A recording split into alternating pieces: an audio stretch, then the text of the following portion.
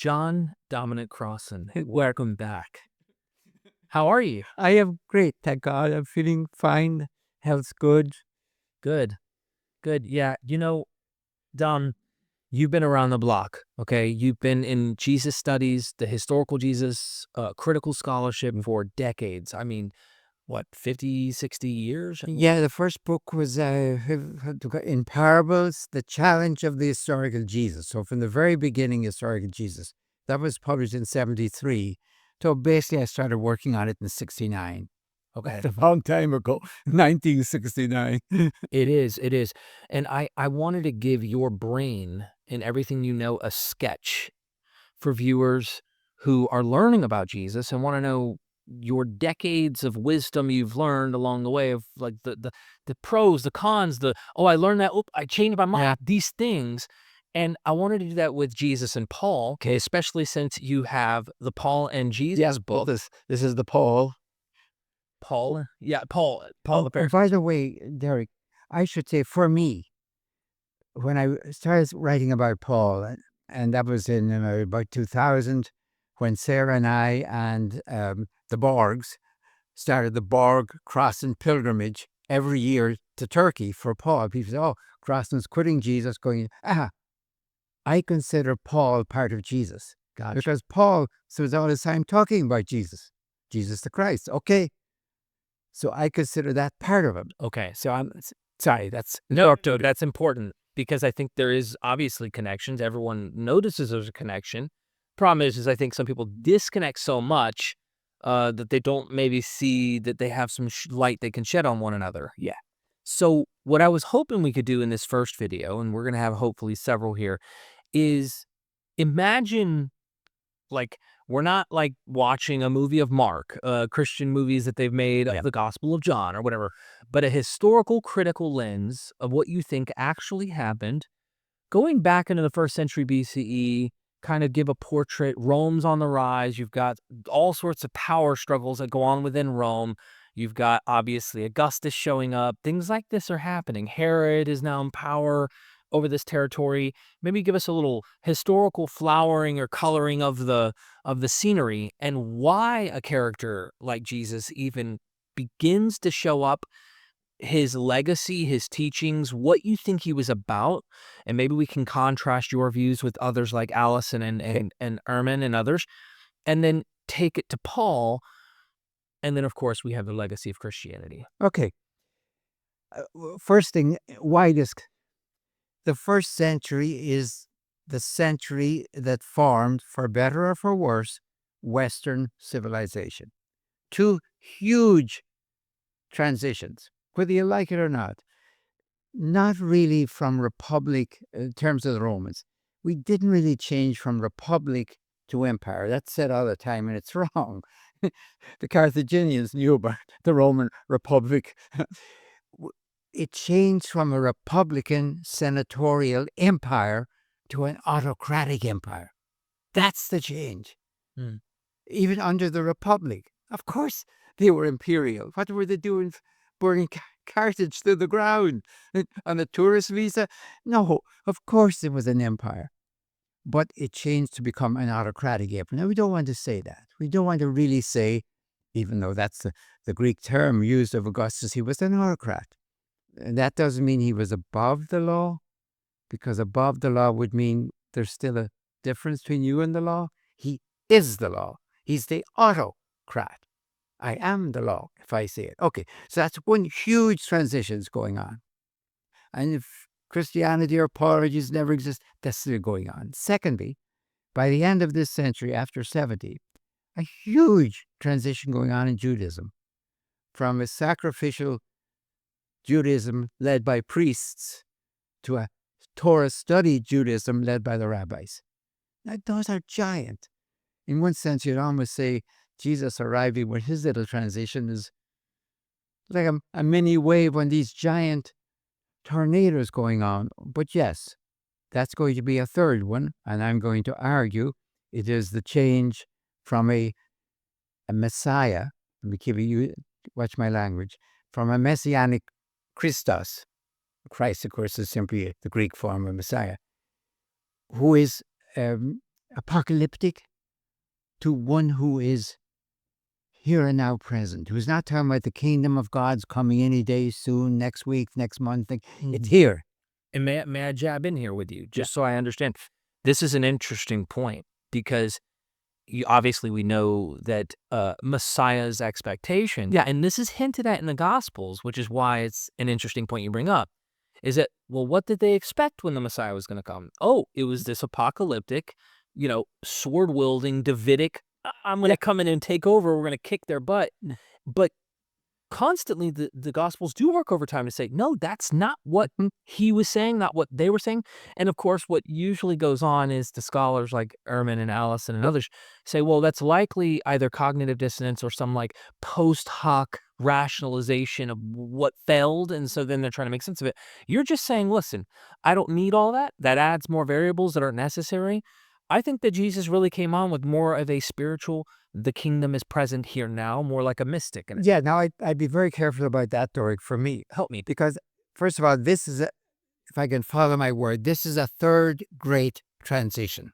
Okay. If Jesus had appeared, he was a Jew. He certainly was a Jew. And he claimed to be the Messiah, at least his followers did. Right. So if he had simply said that and he was picking up the message, the fallen banner of John the Baptist, like Elisha did for Elijah at the Jordan, supposing he had said, well, John got it a little bit wrong. He thought it was coming soon this week, next month. I mean, soon is a very elastic term, as you know. It can be expanded to 2,000 years. So Jesus could have been an apocalyptic, of course. And we wouldn't be talking about him, by the way. In the same way that we're only talking about John the Baptist because of Jesus, really, unless they're doing Jewish history. Now, that's a third transition. I think, I mean it, a conversion of Jesus took place because everything we know, that I would know as a historian, is that Jesus went to John the Baptist's program at the Jordan. Now, we may have to talk what that was, but Jesus was baptized. Now, I don't see the evidence he was a second in command. He was just one of the crowd. Now, maybe the heavens opened and that's fine, but so Jesus had to convert because the next thing we find him saying is stuff like, now the greatest person who ever, it's a Jew, by the way, the greatest person who ever lived was John the Baptist, but the least in the kingdom of heaven is greater. Now that's exactly how you handle a revered mentor with whom you no longer agree, but you're not going to criticize. It's like, if I could use a feeble illustration, if this is a revered teacher you had when you're doing your doctorate and you don't agree with him anymore at all. Do you have personal experience of this? Yeah, I suppose really, because after my doctorate, I went to Rome for 2 years, and I'd like to be very fair. I was under the Jesuits at the Biblical Institute. This would be 59 to 61, and 3 of my professors, all Jesuits, Augustine Bea, became Cardinal Bea and was in charge of Judaism and anti-Semitism and Roman Catholicism in the Second Vatican Council. No, I totally agreed with him. I mean, I don't want to say I agreed with him. I learned from him to agree with him. I had Lyonnais, I had Zerwick. They were forbidden to teach the following year by the Vatican. No, I'd have to look around to try and find somebody I disagreed with, because I had very progressive scholars teach me. I don't want to say I agreed with them. That would make it sound like I was already there. Yeah. I listened to them and said, right, because they came at things historically. That's the whole way. It's not that you go in and say, well, I like this, so I'd hold on to it, or I'm progressive, I'm labor. I really am it. I'm historical. Yeah. I mean, The historical method. and if I'm wrong, I'm wrong. I'm historically wrong, but anyway. So I'm putting the whole phenomenon of Christianity, including Messianic, Christic, Judaism, all of that, as a third great transition of the first century. And this sets up, for better for worse, Western civilization. A lot of the rest of the world mightn't like it because it set up Western imperialism as well. But it's a century of transitions. Roman, Judaism, and then eventually Christianity. So I'm not surprised if I find that Jesus, for me, had a conversion bigger than Paul's. From when he was baptized by John, and must have agreed with John, of course, if he was baptized by him, to what he's saying later in the Q Gospel, for example. That's a conversion. Yeah. If you don't like the word, get over it. That's it. Yeah. So what was John's program? Because in your view, your best guess historically, what was John's program that Jesus was joining? What was his goals? Well, if you go into Josephus, you find out that in between, say, the armed rebellion of 4 BCE, which of course 2,000 people were crucified, and 66 to 73, there was experiments in Judaism with nonviolent resistance. Now, not with nonviolence.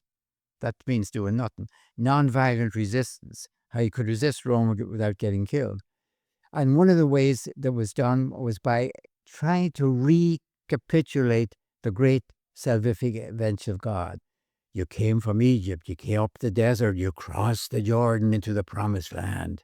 You were in Babylon, you crossed the desert over the Jordan into the promised land.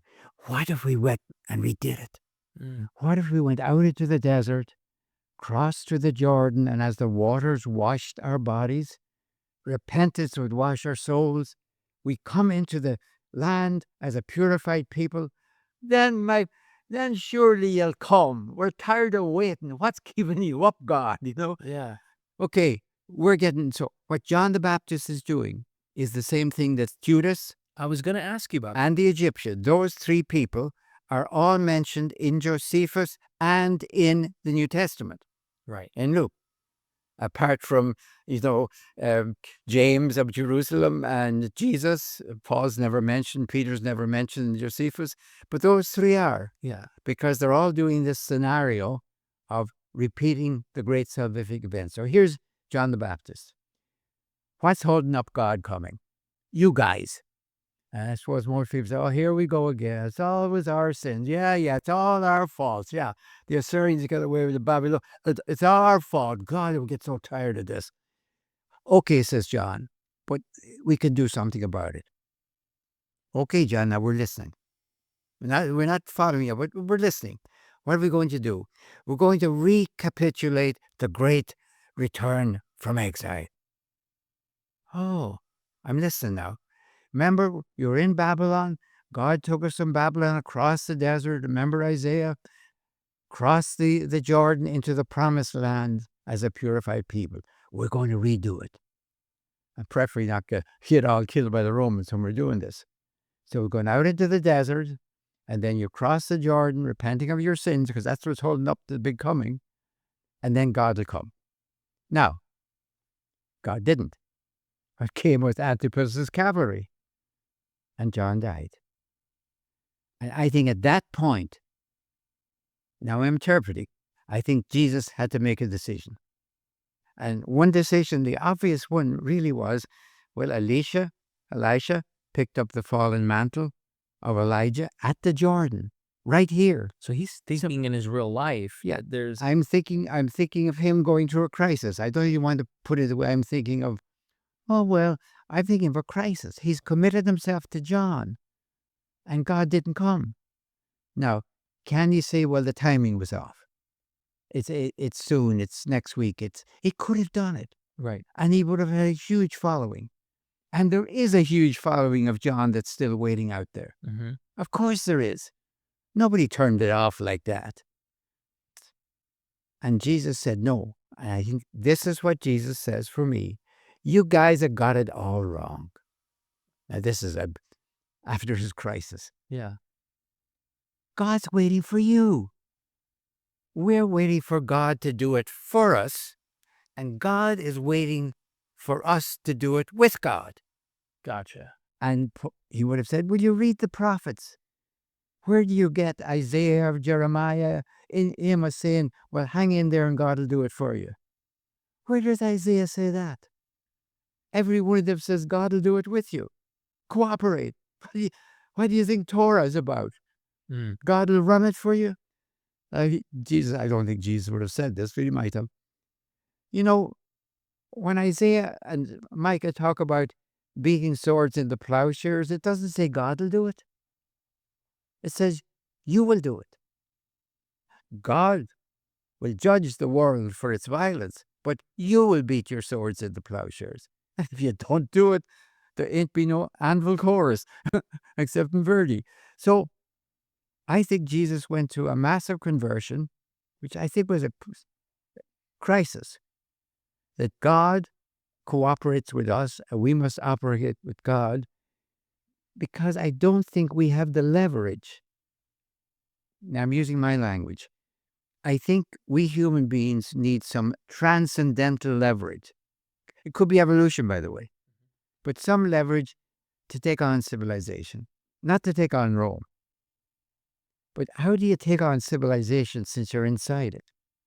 You're not here looking at it out there and say, "Oh, I don't like that violence." It's in us. We're part of it. So you need what my language, my neutral language. If somebody says to me, "I don't believe in God and this Bible and all that stuff," fine. Do you believe in gravity? Well, I don't believe in it. I accept it, whether I like it or not. Okay. Think evolution then. Think about evolution. Are we going to get away with violence according to evolution? Mm. Are we a sustainable species? Now, I'm using my language. I'm using my language to translate what Jesus is saying into my language today. I put his challenge as saying, in my language again, are we a sustainable species? Or does the trajectory of violence guarantee that we will do it? The next one, that we will eventually use the atomic bomb against one another, because we've always used, even if it takes a while, the weapons that we have.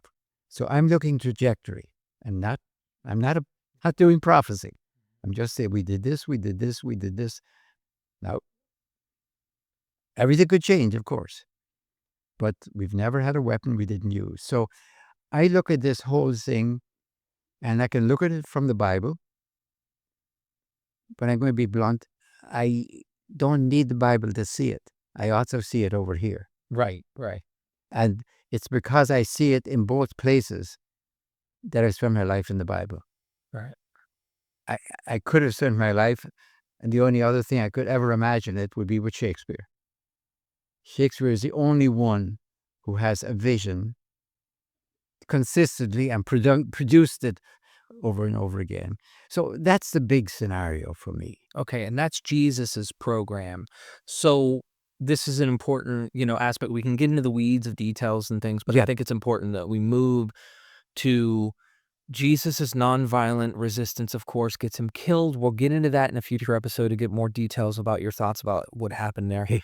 I do want to mention briefly, you brought up Theudas, and before we forget, the program of Theudas and the Egyptian seems like, obviously, Theudas may have been nonviolent, even though it seems like Josephus seems, and help me out, because your reading may be different than my understanding, and I'd be interested to hear yours, not mine, is that Theudas goes to the river doing this reenactment thing that John did in a way, Yeah. in his own program, of course, for whatever his intentions were. It didn't seem violent, but because he's doing this with a crowd, they thought this is potentially violent, and therefore, I think it was Festus, goes and gets him killed, and off goes his head according to the Acts, I believe.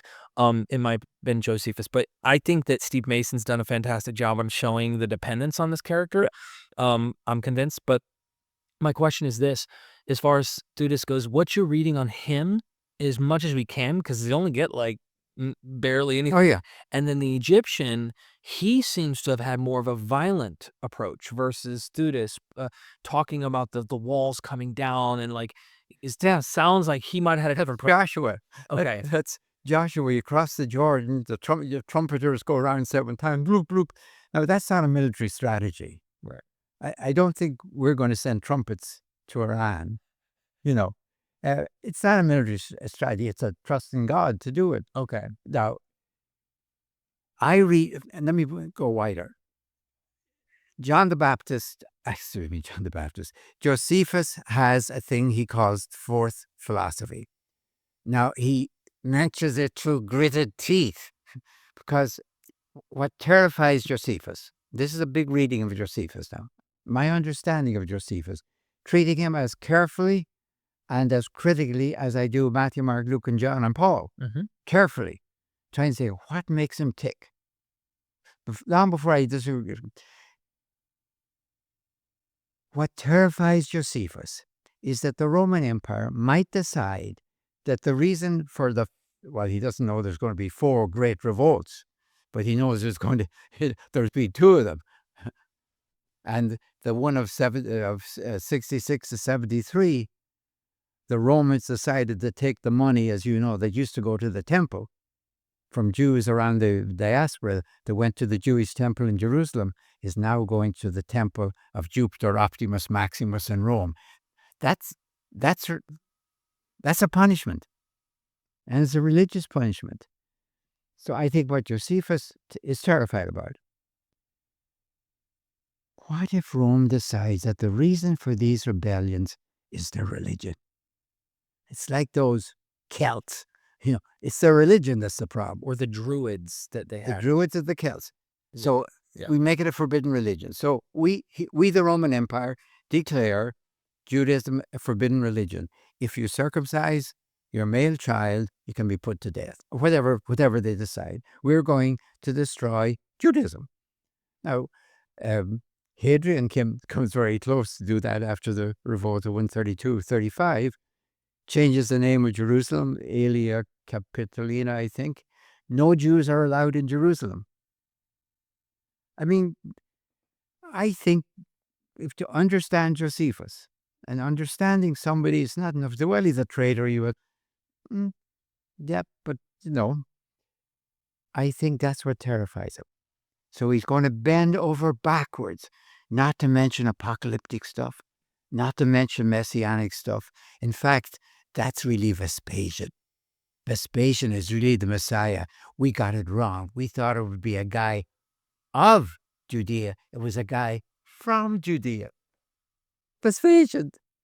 Now, the cheap way of saying, he's just he's just taking care of himself. He's betraying his people and going over to the Romans.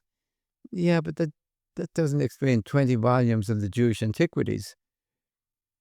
What terrifies him, I repeat, is that Rome might decide that the reason that we get rebellions, nobody else in the Pax Romana, after it's established, does actually what the Jews of Jerusalem and North Africa did. An armed rebellion 4 times against Rome in 200 years. Now, that's the Irish against the British Empire. They did it for 300 years or more. But the Jews, so I think to understand Josephus, to read him and to understand him, then you can agree or disagree. He bends over backwards to say, we have only 3 philosophies. We don't have political factions. We have philosophers. Oh, isn't that lovely? Just like you people have philosophers. They're all talkers. they're not activists. And then he has to admit, and he grinds through the Jewish war without admitting it, but Jewish antiquities he admits, there was a 4th philosophy. And it was non-violent resistance. And Josephus hates it even more than violent resistance. Because that's what people do, Colonies rebel against empires. But that's what terrifies them. So I put Judas, I put the Egyptian, I put John the Baptist in the same group as part of this nonviolent experimentation. And the same way of rebellion or nonviolent resistance against Pilate, for example, about the temple, bringing the banners into the Jerusalem against Caligula's statue. All of this is nonviolent resistance, like sit-down strikes. It's all in Josephus. And the fact that he hates it, I think he hates it a little bit worse than violent resistance, because he says they have, what's this phrase? They have purer hands, but impurer hearts. Because they don't take a sword and kill you, but to come at you with nonviolent resistance. And his instinct is right, because that's what's going to get you. It's going to get the Roman Empire. It's not the Christians that are going to take up the sword and fight them. They're coming at you ideologically, and you ain't ready for that. I feel like a movie should be made based on what you just painted. I'm loving this. I love this. Okay. Gosh, we could go on, and there's so much. I wish you had another 80 years, I tell you, so we're dealing with nonviolent. We dealt with Judas. So we need to do a little transitioning, and maybe you want to paint the picture however Paul comes into the scene. But things happen between the death of Jesus and Paul's writings. So can you paint the picture, specifically your book, and everybody, make sure you go get a copy, Paul the Pharisee, A Vision Beyond the Violence of Civilization, as you've been hinting at here. And I love how you take it to the modern day and apply this to us now, because this is an important message. There's a reason that this, I would say, religion has had success and is still being held on to by so many people. There's something to it that we talk about baby in bathwater, Some stuff you think yourself is bathwater. You're like, yeah, I read that and I'm like, not needed. But there's some things that you think is baby. And I kind of want to get into Paul. So if we could take it from what Jesus's goal was, obviously nonviolent resistance, you've pointed out, gets himself killed because they're still problematic. I mean, it's like today.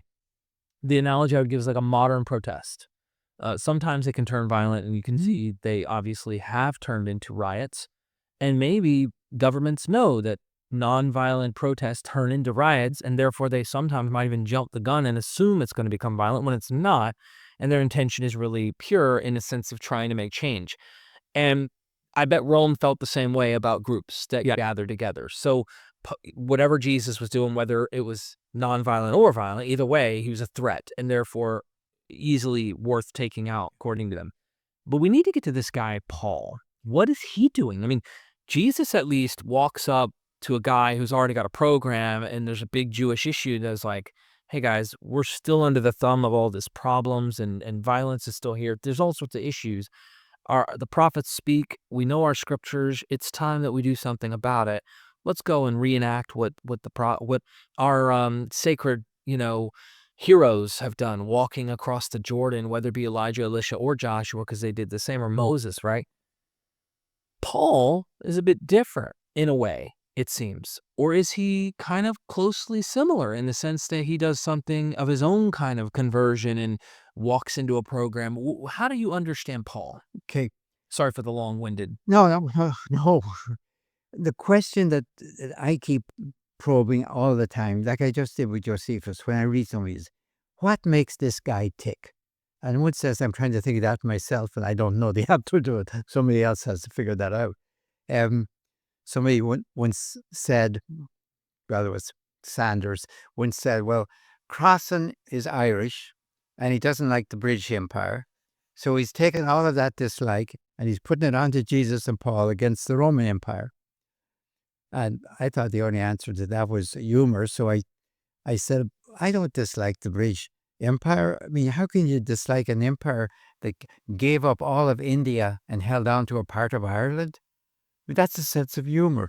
He gave up Hong Kong and kept Belfast. I just laughed at it. No, I mean, of course that's true. That does make me tick, of course. I was born in 1934. I'm the first generation after the British are well, they weren't gone yet. It was called, when I was born, it was called the Irish Free State. Irish Free State. Well, from what?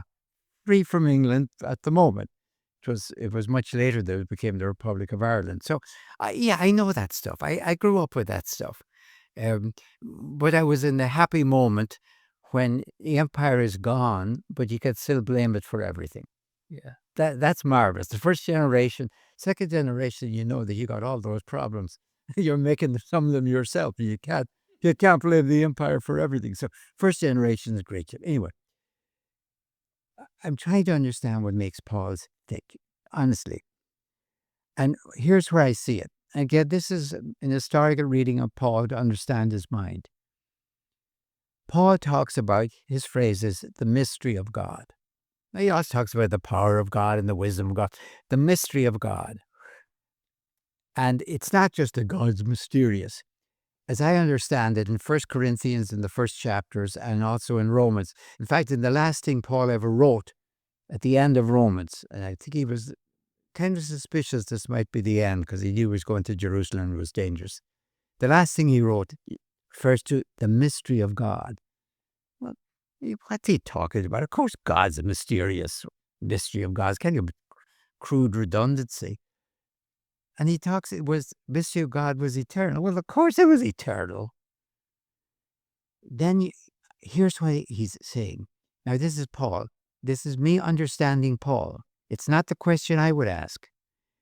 The question that haunts Paul's mind, as I see it, is God knew, says Paul to himself, from all eternity, that when I send, Paul speaking, the Messiah Christ, when I send the Messiah Christ, he will be incarnated as Jesus of Nazareth, but that's when I send the Messiah Christ, it'll be into the maelstrom of the Roman Empire, and they'll crucify him.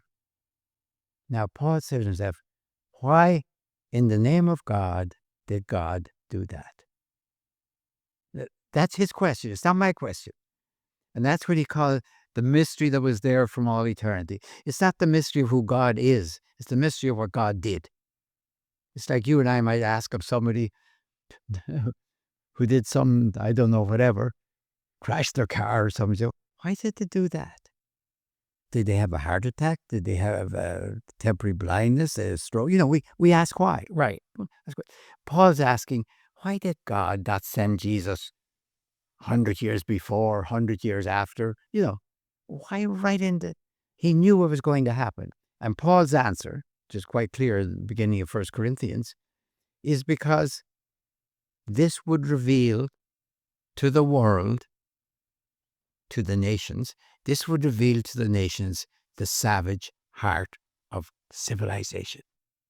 Here's the Roman Empire, Roman civilization, order, law, justice, Pax Romana. What does it do to the Messiah Christ? It crucifies him. Publicly, legally, officially. Now, it doesn't make the mistake, we have to come back to this, of rounding up his followers.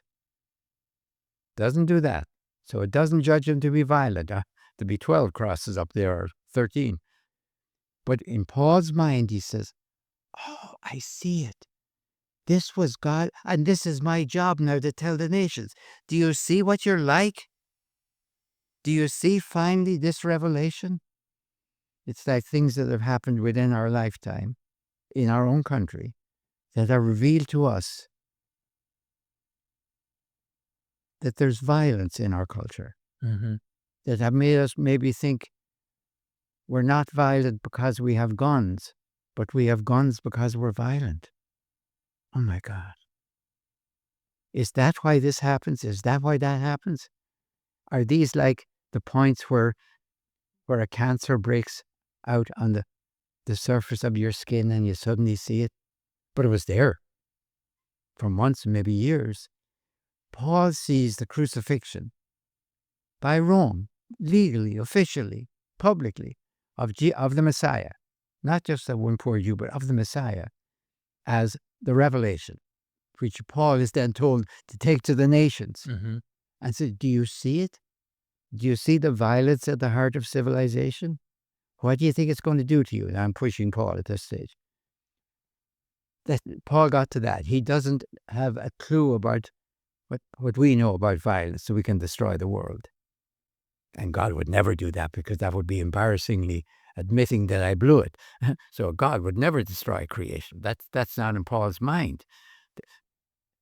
To be a new creation, maybe, but I think what drives Paul, in the same way as I said what drives Josephus, is the fear of what Rome might do, is the fear of what civilization is. That it's violent. It's not just, does that. Because Paul knows Daniel. It knows it was the Babylonians and the Medes and the Persians and the Greeks and the Syrians. And now we thought the Romans. So empires are going like that. They're not going like this. So where's this kingdom of God stuff? Well, how can it go against the thrust of it? I almost said evolution. The thrust of empire to get stronger. We thought, Daniel 7 thought that the greatest of violence you could imagine was the terrible killing machine of Alexander. But the Romans took it out. Those 15, 20-foot pikes that Alexander's phalanxes had, the Romans took care of it with their short swords.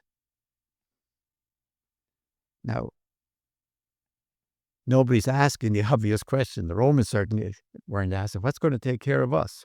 If you watch the trajectory, we're next. We're running the world, they would have said.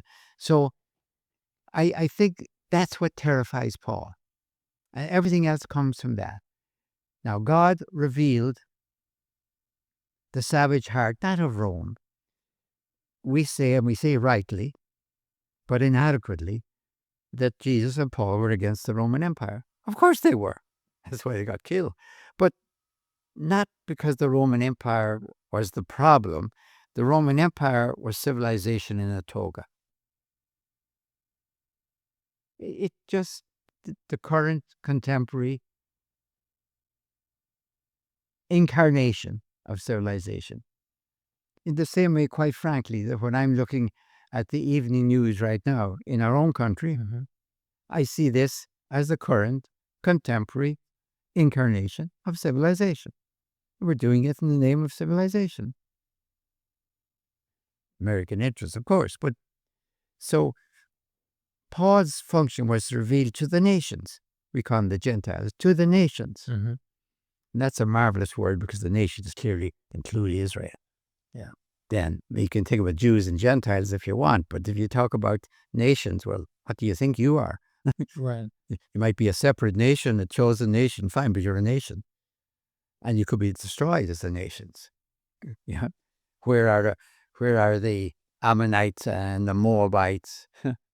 Today they've disappeared into the gene pool of the Middle East.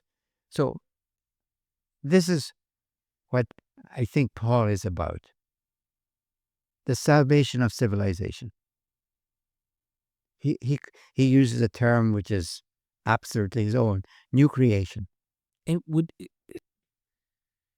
this is really getting in the weeds, but Paul's program that he believes is the program of Christ, that he believes he's having some kind of experiences, that he is attributing these interpretations. I'm sure he's reading the tea leaves and he's reading the signs and the times right in front of him, it seems.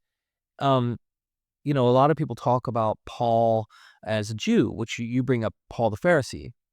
And we're going to end up circling back to Jesus to discuss some of the Cynic stuff eventually in another video. But Paul the Pharisee, yet he uses mystery language that does share contact in that culture with mystery cults.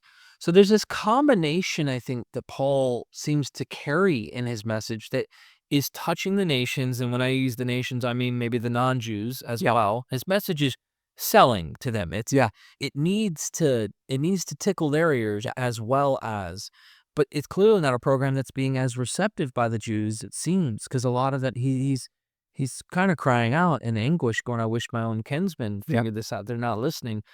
What do you think Paul's what is his goal with his message? Like, he wants people to believe he's all about Christ crucified. Is that image, I guess two questions is, what's his goal? And is that image of him crucified, we get atonement language, we get this idea of a martyr-like figure, that's killed, that he believes is innocent. Is that image there? He wants to constantly talk about, I want to hear about him crucified for people to see what you're talking about, the violence that is within us, that there needs to be a change by the pneuma, that we need to start, living according to some spiritual kingdom now. Of course, he kind of seems to have a now and an expectation of something to come too. But what do you do with those two questions? That is, do I need to rephrase them? Yeah. I mean, I got distracted because I don't like to use the phrase spiritual kingdom. I never use it. Okay. I never use it. Is it spiritual? Of course it's spiritual. But then you get people saying, well, you guys stay out of politics. We're doing spiritual. The kingdom of God is within you does not mean it's just inside you. It means it's in the world. Nowhere in the entire Bible, I'm going to say, is there any concept like we have that God might destroy the world. It's just not there. Now, we know we can do it. We can do it. We don't need God at all. We know how to destroy the world. Really. So that's not on their horizon. On their horizon is the transformation of the world. And if you want to say that's the end of this world, yeah. Because a lot of people are going to be out of business. Yeah. People are making swords to be out of business. So the thrust of the Bible is a vision, actually, in which the world is transformed. The way they say it is heaven comes down, because they look up at heaven. Imagine heaven. Good shape. All the angels are, tightly organized, and they behave themselves, and Satan is outgone, so because he wouldn't get with the movement. So heaven's a great shape. Now, we take heaven, the kingdom of God, and have down to earth. It is not that we leave the earth and go to the kingdom of God. We're just not there. In the Our Father, if you're reading it in Greek, in Matthew's Greek, it says, as in heaven, so on earth. And we translated that into English, in earth as in heaven. And I don't think that's an innocent translation. It could be, but I think we want people to think, on earth now, in heaven eventually. That's not the way it is. Even the Apocalyptic, the book of Revelation, finally admits, heaven's coming down. Yeah. We're not evacuating the operation. Leave that to the left behind. And Paul seems to talk about meeting Christ in the air to bring him down. Yes. When his word is parousia, pick up that if I may for a moment. Parousia under the Pax Romana was not like parousia under Alexander. Talk about tire and gas of what parousia meant slaughter. But in the Pax Romana, what was a parousia, or parousia if you want? It meant that the emperor, if you were at the time of Hadrian, was coming on a visit, or the new imperial legate was coming. What did you do if you had walls? If you still had, you threw your gates open, got into your best dress, and the boule, the city council, went out to meet him. Now, what to do to meet him? To say, off you go back to Rome. To bring him in. Feasting, celebrations, sacrifices, food for everyone. Big celebration. So Paul's vision of the end, the consummation, is Jesus is coming, of course, from heaven.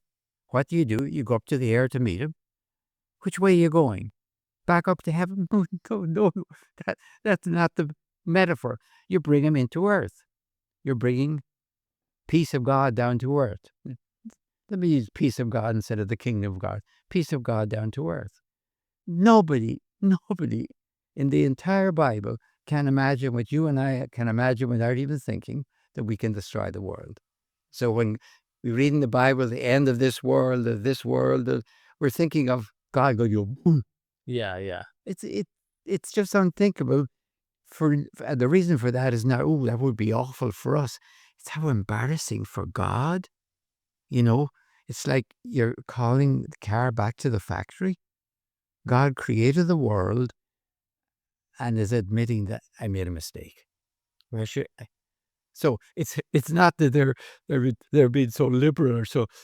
They just don't want to embarrass God. So that's their vision. Now, I don't want to make it spiritual. It is political, religious. It is economic. It is political.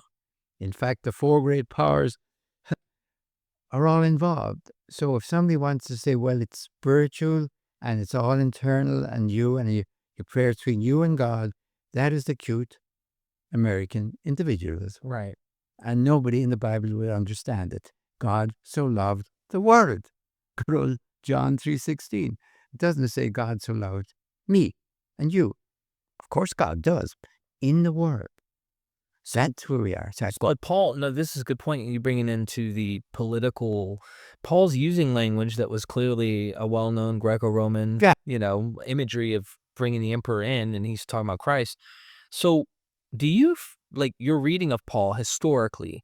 How much of Rome does he have in mind with in maybe his message as a Pharisee who's a believer in Christ?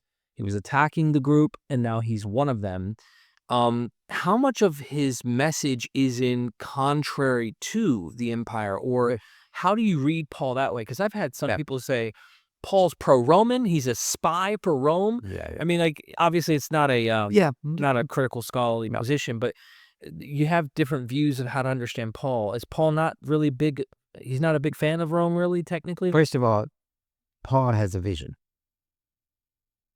Paul has a vision. His vision is not, I'm against Rome. I'm going to be a little bit personal at the moment. I have a vision. It is opposing everything that President Trump stands for. Is my vision anti-Trump? It's pro something else and therefore anti-Trump. There are people who are simply anti-Trump, and those are the people who didn't see it coming. Now, I'm going to be a little bit personal, autobiographical, may I? Sure. I came to this country on a student visa in 1951. I got 6 years here, then went back for my doctorate and all the rest of it. Came back in 1961, on a green card. Okay? And I thought, well, fine, I can live here on a green card. There's no problem with it. I got married in 19, what was it? Now I have the thing now. 69. And I thought, I really should become a citizen. 1969. I got the great big form in about 6 different copies, put it into my typewriter. Remember typewriters? And I was doing fine. Then there were 6 lines. Say every country you've been in when you entered and when you left in the last 10 years. I had been in every country in Europe and every country in the Middle East except Algeria and Libya, every one of them within those years. And I had 10 passports filled with it. I thought, I'm scared. They may know all this stuff. They know when I've been out of the country. It's on my passports. I can't fill this out. 6 lines. I give up. Okay, 69. Now, along 97, so I've been on a green card from 61 to 97. Newt Gingrich took out, he said his contract with America, I called it a contract on America. I said to Sarah, this is not looking back, I'm scared. There is something happening in this country. I don't feel safe here. This is 97, any longer on a green card. 1997. And it's Newt Gingrich that did it. It honestly is. I said I could see these people saying, look, anyone who's been here for 25 years on a green card that hasn't bothered to become a citizen, doesn't respect us, get out of here. I said I could. Or you can't inherit. Or I mean, if I die, you can't inherit. I've been on a green card from, what was that, 61 to 97. That's 36 years. They could say, what's up with you? Why are you staying here in a green card? If you want to live here, become a citizen. I said, it's not political. I just sheer laziness, to be honest with you. I just never got around to doing it. But I'm scared now. In 1997, I applied to become a citizen, churned away through it, no problems whatsoever. By 2000, I became a citizen. Now, that scared me about the country I live in. I think it was one of the most prescient things I've ever done. I smelt the autocracy with Newt Gingrich and the Republicans, yes, because he wasn't alone. I smelt it. And I smelt it from my experience in Ireland that was in my history, in my genes. I don't even know where it came from, honestly. But I knew I was afraid, and I've checked this with Sarah. It's not me, retrojecting everything. No, that's easy stuff. No, I said to her, I have to do it right now. Because I didn't intend to do it. I can live here happily. So there can be a time when something happens that revealed to me the savage heart of America. It's there. Yeah. Because if Newt Gingrich had said it never would say, get out of here, I wouldn't have heeded it. I knew we had nuts in Ireland leading the country, so I knew you can have a nut. But when the whole country starts to sound nutty, then That's when you get scared. So I'm watching a Jesus and a Paul and a Josephus with the Roman Empire, how the Roman Empire impacts them. So I want to make certain that it's a vision of the world they're talking about. So it's obviously ideological, it's obviously political, it's obviously economic. It touches all of them.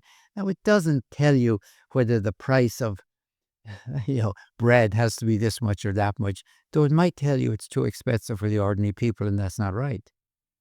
It's about justice. It's about justice. It really, honestly, and if I can pick up that word, I found myself, again, I talk about justice, and people talk to me about justice and mercy.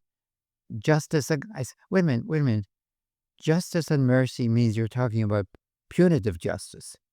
Like if you went to a court and I was being judged in a court, I certainly would like some mercy and clemency and all of that. But I'm talking about distributive justice. I'm talking about everyone getting a fair share. And even you couldn't have punitive justice if it wasn't distributed fairly. So the basic meaning, the logical meaning of justice, and the basic meaning in the Bible is not punitive justice. When Israel cries out, give us justice, they're not really asking to punish us properly.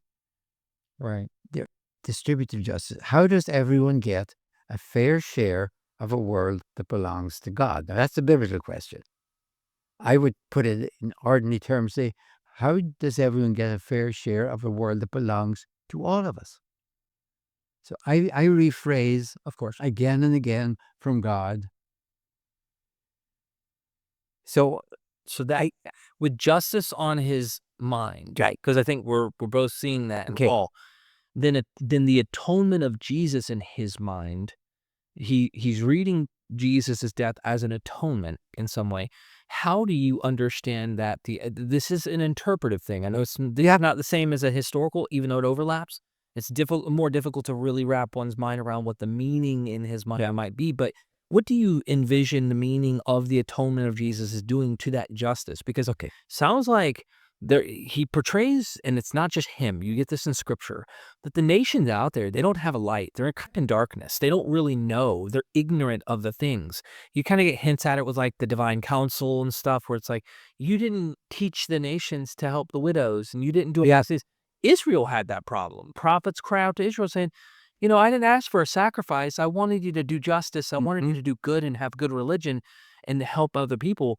Turns out you wanted to just keep killing an animal thinking that was going to cover these issues.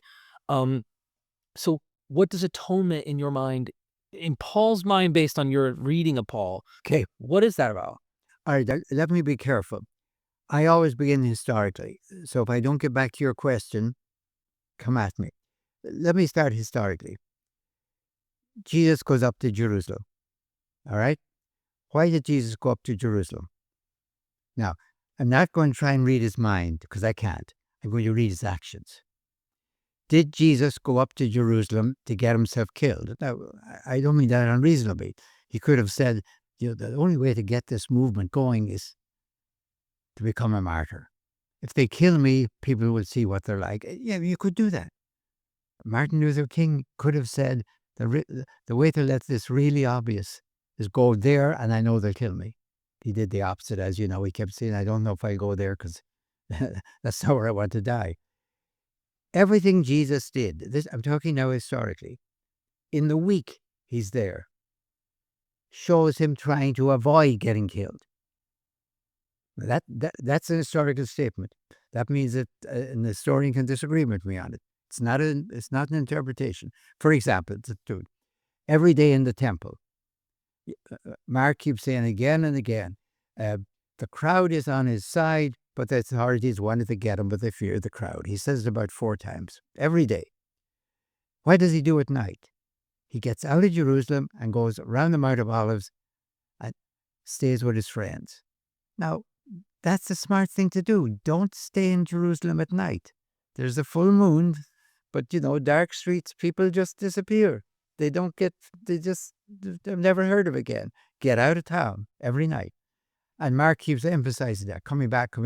So what happened is when I read Mark and try and see the historical background to it, I understand that probably his friends said to Jesus, let me imagine, this is probably rude.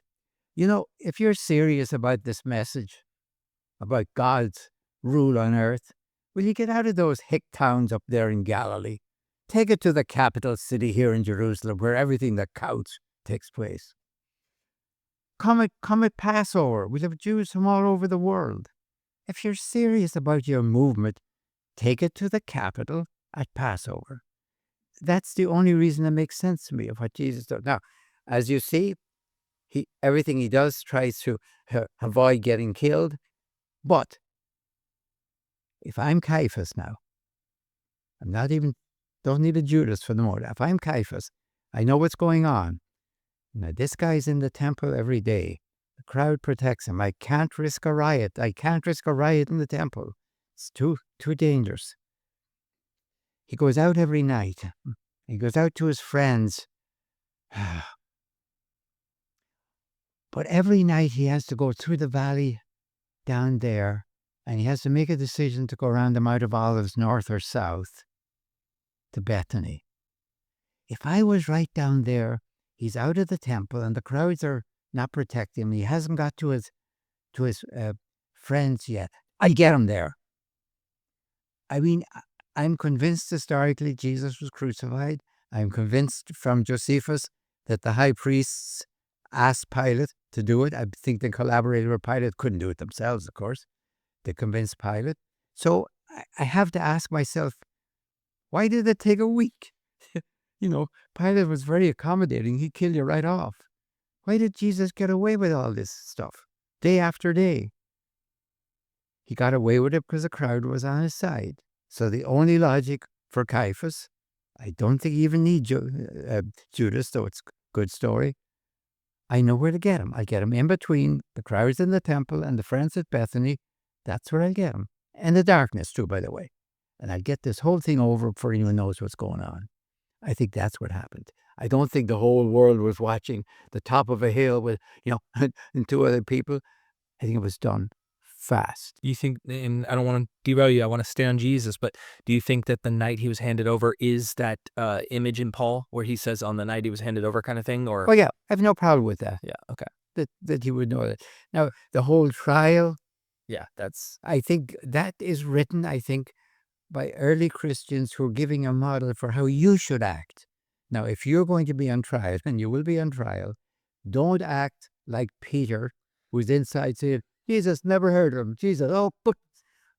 So Mark counterpoints Peter denying him. Yeah, and Jesus affirming who he is. Yeah. And so it's a perfect thing. Now, if I'm a Christian, and around the year 70, and I'm reading this, okay, I should act like Christ, who is brave enough to say, yes, I am, and not like Peter, who said, Jesus, never heard of him. They're models of how to operate. They're fiction, if you will, but they're powerful fiction to console people of how to work. How do you operate under persecution? Well, you operate like Jesus. Might get you killed, by the way. But if you want to operate like Peter, well, Jesus even forgives Peter. But you're really not being advised. Just be like Peter and Jesus will forgive. Right. He doesn't look good in that. It doesn't look good. I mean, it's a woman who says to him, they're trying to make him as bad as possible. Of course. If he's smart, he'd get out of there. The first thing. So, as I understand the crucifixion, it is not Jesus trying to get himself killed. Now, let me pick up your word atonement. Okay. The word that is absolutely wrong is vicarious. If you say vicarious, a vicarious atoning sacrifice, I have no problem with the word sacrifice. Yeah, maybe define vicarious so people understand. Let me see it. This is theological. Yeah. Now we're moving into theology. We're moving into people trying to understand why was Jesus crucified when they don't know history. We're talking about good old Anselm around the year, around numbers 1100. He's the second Archbishop of Canterbury under the Normans. He's the Norman Archbishop of Canterbury. In other words, he's an imperialist. Mm-hmm. He's the Norman Archbishop. 1066, they arrived in England. I know that because everyone in Ireland learned that from their schoolboy. 1166 to be over in Ireland. Took them 100 years. So he's an imperialist. And like all imperialists, we're here for justice. We bring justice to you savages. So the great model for Anselm is God the judge. God could not possibly forgive everyone, because that would mean he doesn't care. Judge can't walk into the courtroom and say, I forgive you all. Feeling good today. No. God must punish. Yeah, but Anselm, no. Now, if you accept Anselm, God is judge, you've lost the argument. Cur Deus homo will wipe you off the map. What I would say to Anselm is, Anselm, why do you judge? Why do you make God a judge? What if God is a father? Hmm. And you know how fathers, we don't let fathers judge their own sons. Right. So you make God a judge. Why do you do that? Because that's your vaunted Roman justice, Norman justice. Yeah, we got it in Ireland too. We bring you justice, as if you savages didn't have your own justice before. We bring you our justice. So Anselm is going to say, the only way I understand it is God couldn't possibly forgive the human race for offending him, and they have, by the way, for offending him, because God is infinite, the human race is finite. So that's what the incarnation is about. God sends his Son, who's divine and human, and God executes his Son in our place. That's vicarious atonement, in our place. Now, I think it's the most obscene piece of theology. Well, I'm going to back off. I said this yesterday, by the way. I mean, It's a obscene theology. It's not just wrong or a mistake. It's an obscene theology, but you have, again, to understand, you see what I'm doing, what makes Anselm tick. Anselm actually is in the time of the First Crusade. He, to his honor, doesn't think it's right to go out killing Muslims and killing all the Jews you meet on the way to kill the Muslims. He says you should argue with them. How do you argue with somebody who doesn't accept your scripture? You argue, he says, from reason. What's the reason? God is a judge. Now, once you accept that, boy, you've lost the argument. But I would say, but Anselm, you were one of the best spiritual advisors in the late 1000s. You ran a monastery as an abbot. Did you as an abbot spend your time as a judge? You'd have no monks pretty soon. Yeah, you have a monk who makes a mistake, and maybe you might give him water and bread for a week, but he's still there. If you start killing off people, you're an abbot. What if God's an abbot, and kind of the whole world is a monastery, and God is trying to make people holy? I would argue with him, not down the road. I'd argue with him on his first idea, God is the judge, because you've lost it after that. Mm. And his argument then that, quite right, a judge cannot walk into the courtroom anywhere in the world and say, I'm feeling merciful today, you're all forgiven. He'd be impeached, or whatever language you use to get rid of him. Right. So vicarious means that God, now take that word out for a moment. Atonement is a perfectly good, it's an old-fashioned word. If I bump into your car, I have to make atonement. That means I have to tell you, I have to apologize, and maybe if our insurance takes care of it, I might send you a bottle of wine or flowers just to say apologize. Right. That's making atonement. And we don't use that word. It's kind of like making amends in a way. It's making amends. Atonement is just a fancy old-fashioned word for fixing up your mess. Right. Yeah.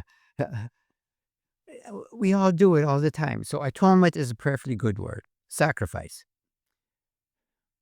A firefighter outside a burning house. There's a child up there in the third floor. Firefighter rushes in, gets the child, drops it down to the firefighters below, catch it. The whole house falls in on her, and she's put to death. The firefighter. Yeah. Now, the only word for that is sacrifice. Right. And that's actually a noble thing. Of course it is. Yeah. She has made her death peculiarly, especially, emphatically sacred. Now, you could say all life and all death is sacred, and it is. But by giving up her life, for the child. Now, think about it. Suppose somebody said, oh, you see, God wanted somebody dead. And if it couldn't be the kid, fine, the firefighter will do. Ew, that's obscene. Yeah. You'd say, no, the firefighter knew that it's a dangerous business.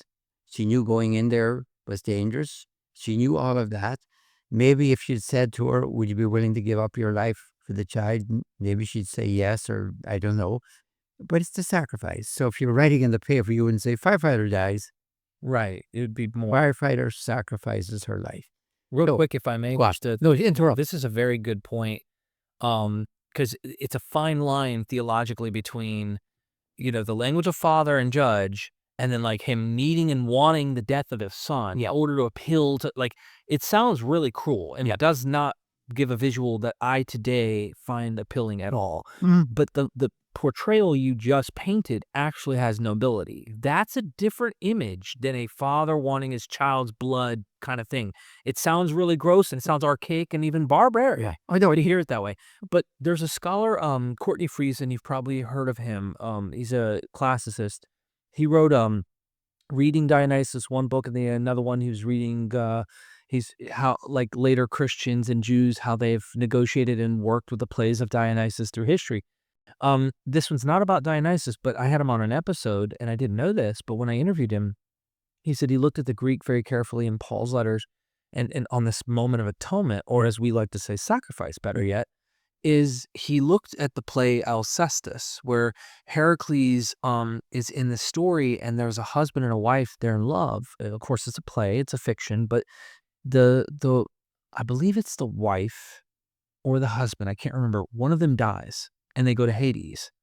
The other one is like saying, I want them to be alive. Okay. So they sacrificed themselves and they brought back their loved one through this means in the play.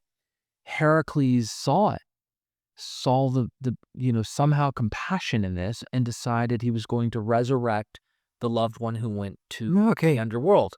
And so now it's kind of a happily ever after for both kind of pairs. But he said the Greek in Paul sounded very much atonement sacrifice in the language like Alcestis. Kind of like you did with the firefighter. There's a sense in which they almost selflessly said, hey, I'm going to do this. And that kind of view is prettier than the modern theological, and I think you brought up Anselm for a reason, is that they have this idea of the strict judge, but then they want to use father language, but it doesn't sound like the picture of a father. No. And it's almost like he needs his blood in order for you to be forgiven, rather than just the strict behavior of a man willing to lay down his life or risk his life, even if he wasn't. Exactly. And that's what you're saying Jesus did. He was clearly not trying to die, but he got himself killed. And I'm honestly trying to stay close to history. I mean, I'm open.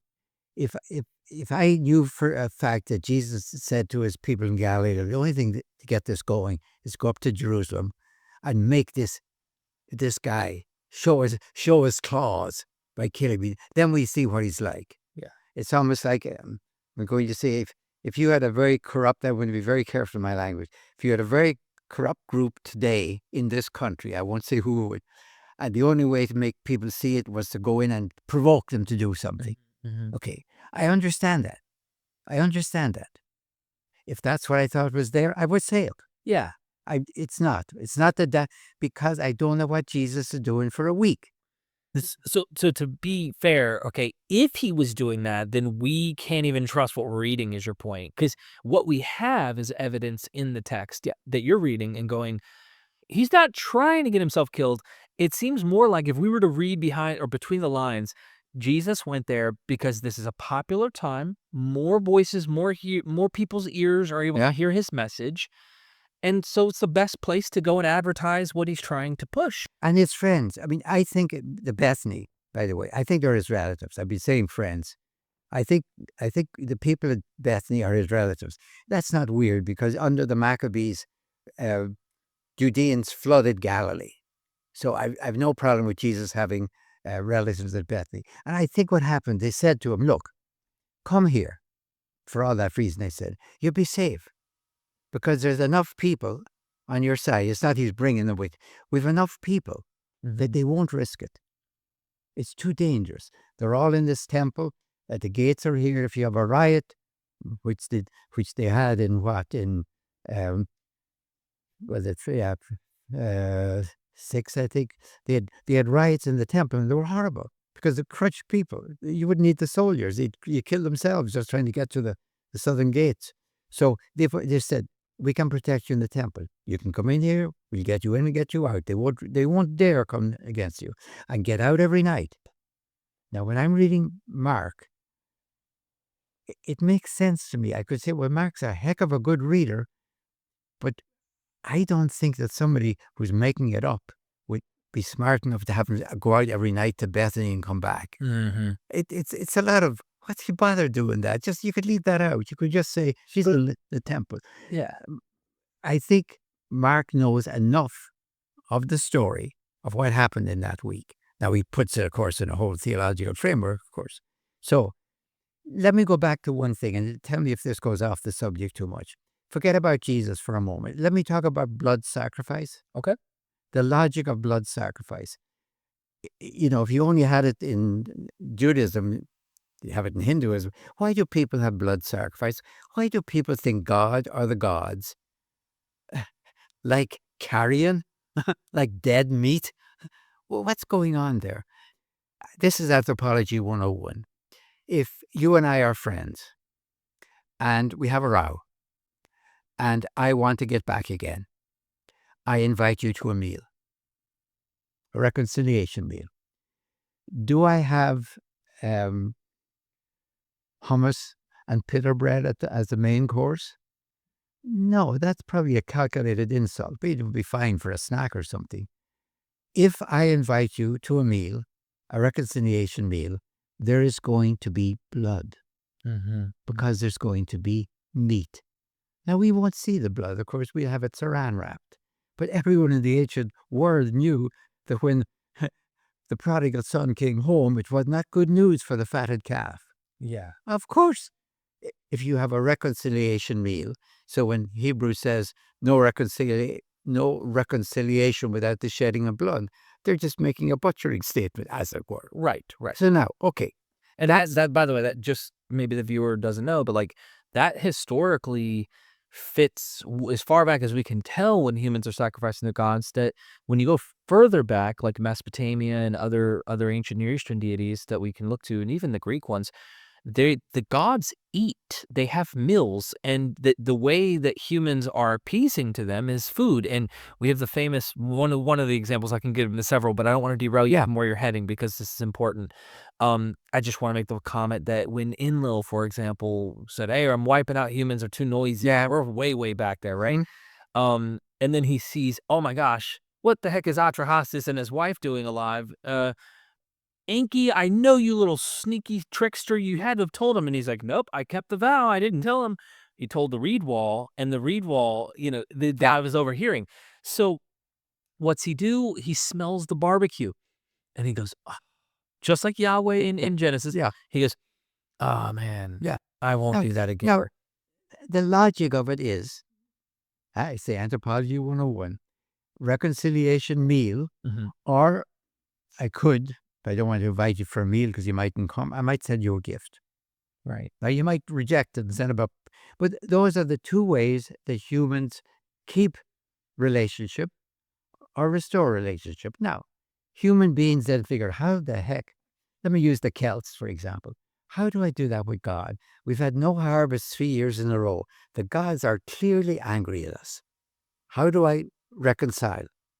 I'm going to give them a gift. What's a good enough gift for a god? What's the most precious thing I have? Well, that's up to you to make your judgment. But I'm going to take that and put it on the bog, because the gods live under the bog, and see it disappears down into the bog. And we find it 2,000 years later. So the gods have received my gift. So it's absolutely normal, Anthropology, Theology 101, to think that if you want to keep good relations in general or restore relations, as with human beings, so with the gods. So whether they like the smell or not, that's all fine. Yeah. But blood sacrifice goes back to eating meat. Now, can you do it without blood? Of course you can. There's all sorts of gifts you can give to the god. There's Celtic gifts in which, like a whole temple is dismantled and put into the bog almost. What's your big gift? Whatever you think it is. And unfortunately, it might even be the king's son. Not the king's daughter, but the king's son, because he's the heir apparent. If you're really desperate and the gods have really hit you and your people are dying, then it's time possibly for the king's son, the heir. Yeah, like a famine or plague, or even Iphigenia, a story of Homer, like, yeah. Well, the Druids decided, it's not savage. In one sense, it's fearfully logical.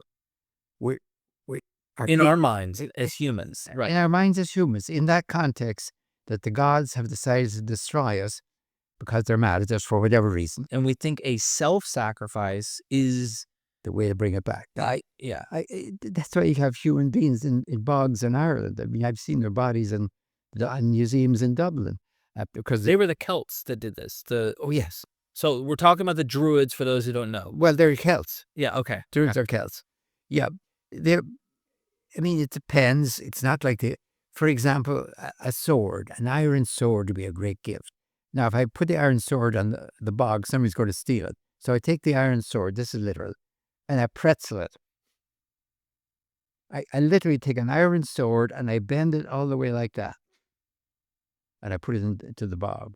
I am taking it out of human usage as a gift to the gods. Right. Now, that might be my most precious thing, an iron sword, if I'm the king or something like that. So the logic of blood sacrifice comes from gift and meal. Those are the two things. And it's just projected onto the gods. Mm-hmm. And by the way, it's dying out by the 4th century. I think Judaism was, I'm not going to say lucky, that would be an awful term, but blood sacrifice was kind of dying out. Yeah. Because what we were getting now instead of blood sacrifice is the holy person, of which Augustus is the first. Yeah. I mean, we mightn't use the word holy about it, but divine is as holy as they come. So all of a sudden it's shifting from the temple. Temples are still there, of course, it's all going on, but the future is not with them. So in one sense, it's like, you have a horse-drawn carriage and your horse happens to die, and then you figure, okay, it's time for a car. Okay, but the car is the future. So I think we have to understand sacrifice. We still use it, and we should use it in certain circumstances. Did Jesus know? Jesus knew what he was doing. Did he know it was dangerous to go up to Jerusalem? Of course. Did Martin Luther King know it was dangerous to be on the Pettus Bridge? Of course he did. Did he go there to get himself killed? No, I don't think so. All the evidence is he didn't. Jesus probably knew that well. John the Baptist, we know what happened to him. So probably what saves Jesus in Galilee is that I was going to say Antipas. Antipas is too smart to take out another popular prophet right after John the Baptist. So Jesus is safe under Antipas for, 5 years, 6 years, 7. I don't know how long you prorate the death of one prophet. But what he is doing is he's dying for nonviolent resistance. And here's my proof of that. This is historical. Forgetting Matthew, Mark, Luke, and John. If you only had Josephus and Tacitus, they say that Jesus, the Christ, was crucified under Pontius Pilate, under Tiberius. And they don't mention anything about, my language, his top lieutenants being crucified with him. Well, it should have been 13 crosses up there. Forget about Judas. 13 crosses.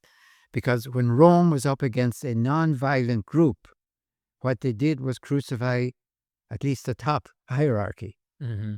And you know what they did with the gladiators all the way from Mantua to Rome. The point of having a whole row up there is these are violent revolutionaries. Don't act like these people did, or you'll end like these people have. Mm. Now, when Rome crucified a single person, now it could just be some special, but the fact that Rome crucified Jesus and didn't round up his top followers, we call them the disciples, the 12, means that Rome judged, Pilate judged Jesus to be a non-violent revolutionary. And by Roman civil law, and we have this, it's on the web, by Roman civil law, what we would call an activist, like Jesus, that's what he was, not just a philosopher. Philosophers don't get crucified. Mm-hmm. Activists do. An activist is somebody, this is a Roman law, who stirs up the people, who disturbs the people. Pilate would not have gone along with the Jewish high priest because they didn't like his theology. He would get out of here, don't bother me. They didn't care. Yeah. Or he would have said, just make him disappear. Don't bother me with that. Take care. Right. Take care. That's what dark alleys are for. Go away. No, you can't have a public execution. No, you can't. But you can make him disappear. But he's convinced. Yeah. This guy's talking about what is that? The kingdom of God? Or does he think he's a king? I don't know. He's talking about the kingdom of God, and that's supposed to be Rome. Well, get rid of him. So yeah, Pilate would have crucified him. I think even that thing above his head, King of the Jews, that's not what any Jew or any Messianic Jew would have said. He's King of Israel. Right. King of the Jews is Roman language. And it's mocking here, of course. Like, interesting. I never really thought of it that way. Real quick on this crucifixion. well, that's Herod the Great's title. Right. But according to Josephus, he was formerly King of the Jews. Sorry, go on. No, that's a good point. So we got to think of Herod when we think of that as in like Rome is saying, hey, I don't know, in some way this could be a jab at Jews by the Romans. Oh, yeah. Okay. And this is an insult to the Jews. Yeah. It's mocking. One of the things you've scandalously said, and I say scandalous, so I'm looking at my notes occasionally as we go here. This is just going to be one long video. I see no reason why we break this up. This is so good that I'd love to clip some of this stuff into separate videos, but like this can be the one-stop shop content because there's a lot of material here, and I love how we're freestyling into this.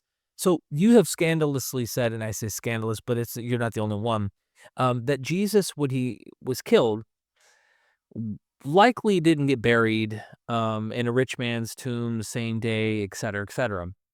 Historically, we can talk about what the Gospels are doing with the material, but historically, do you see it really probable that, they could go and just say, hey, Pontius, I know you just had this guy killed.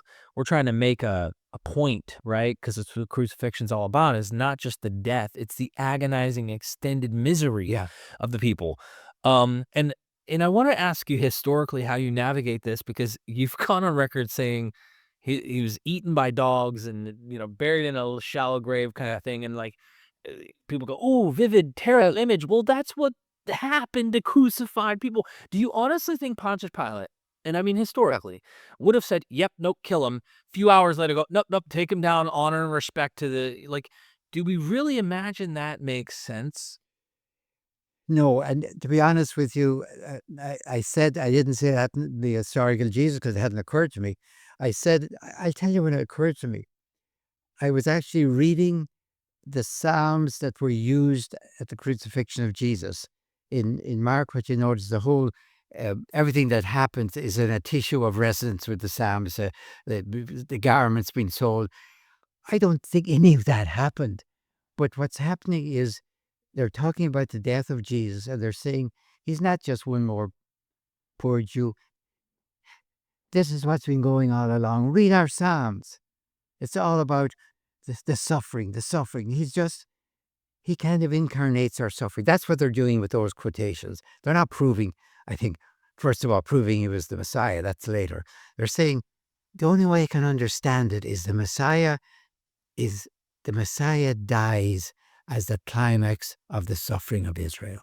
That's what that is saying. See, he's not alone. So you shouldn't be surprised, the Messiah. You should have expected it. What do you think was going to happen? What do you think happens? So there's one thing that when I'm talking with colleagues and lay people about the crucifixion of Jesus, a lot of times I find them talking about the suffering of Jesus. And it's very delicate because do you suffer with it? Of course you do. But the point is that, honestly, suffering was not the point for the Romans. The Romans didn't crucify you to make you suffer. If they wanted to make you suffer, they had other ways of doing it by keeping you in the barracks and doing what they wanted to do. Of course you suffered, but this was state terrorism. The function of this was to put you up there and not to say, look how this person is suffering. We are annihilating this person's identity. Rome talked about suprema supplicia. One was being fed to the beasts. Why? Because you suffered? No, because there's going to be nothing left but bones. Oh, yeah, you can bury it, but they're annihilating your identity. That's what they're doing up there. We're going to crucify you up here until there's nothing left of you. So the idea of putting you up for an hour. Now, Jewish crucifixion, as far as we can tell, under the Maccabees, Jewish crucifixion was after death. We put you to death, we hang you up there. But we take you down at nightfall. It's a bit like putting the heads of people on pikes on Tower Bridge under the Elizabethans.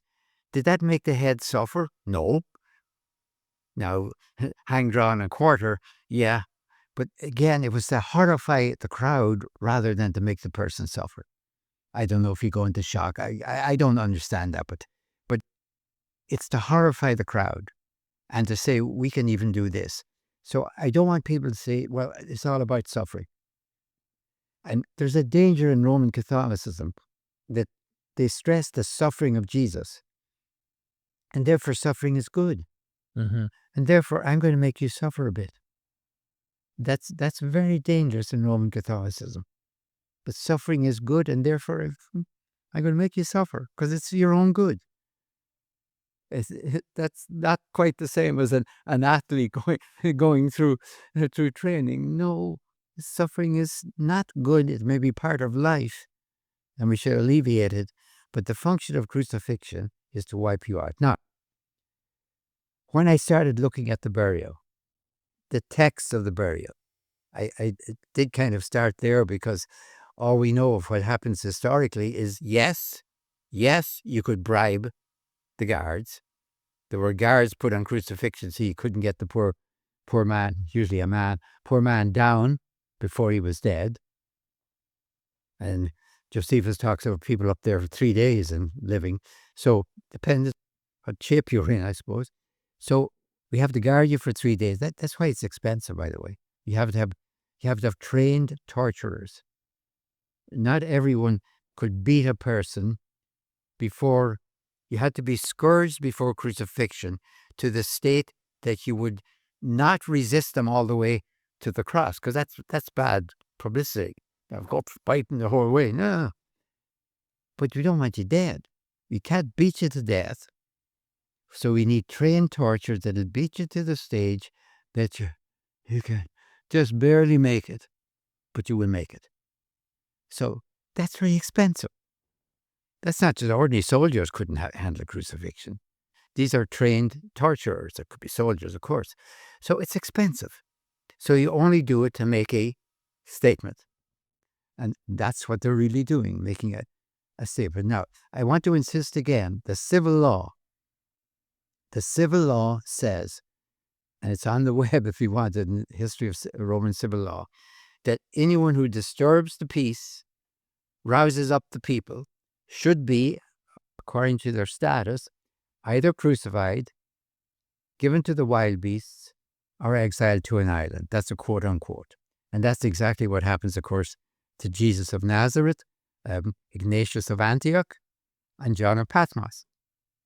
So the fact that somebody is crucified alone, in this context at least, tells me the judge, this case Pontius Pilate, has said this person is the nonviolent revolutionary. We took their waste 13 crosses. That's a lot of work. We take out the leader. They're nonviolent, so if the leader gone, they're finished. Right. They'll be gone. And if they're still at it, we'll take out the next leader. That's why Tacitus and Josephus have to explain, if we executed the leader, this guy Jesus, the Christ, why is it still around? We're in the year plus or minus 100. So they have to explain why it continued. Tacitus says, well, it's like a disease. Disease continue. And Josephus kinder says, well, they still loved him. But they have to explain why an execution of a leader didn't do what it's supposed to do, finish off the movement. That's a different path that we could actually explore further. But getting to the crucifixion and burial idea, many apologists online, they will always say, "Oh well, the honorable burial is multiply attested." They constantly use that phrase to make it like a case that this happened. Jesus was buried in an honorable way by a rich man, Arimathea. Oh, yeah. What are the problems with that based on your historical And research? let me tell you how I really puzzle with this. I mean, if you love a person, even an ancient person, or respect them, you don't really want to have it more horrible than it is. So what happened with me, I knew, for example, the only crucified bone we've ever found in Israel, as you know, is somebody who was buried respectfully in a ossuary in a tomb. So yes, as a historical fact, it's possible to be crucified and get a respectful burial in an ossuary, in a tomb, the whole thing. Uh, Either the soldiers abandoned the person and they took him down, or they bribed the guards, which is always possible, but he'd be dead. So, yeah, of course, could you get an honorable burial? Of course you could. Second question.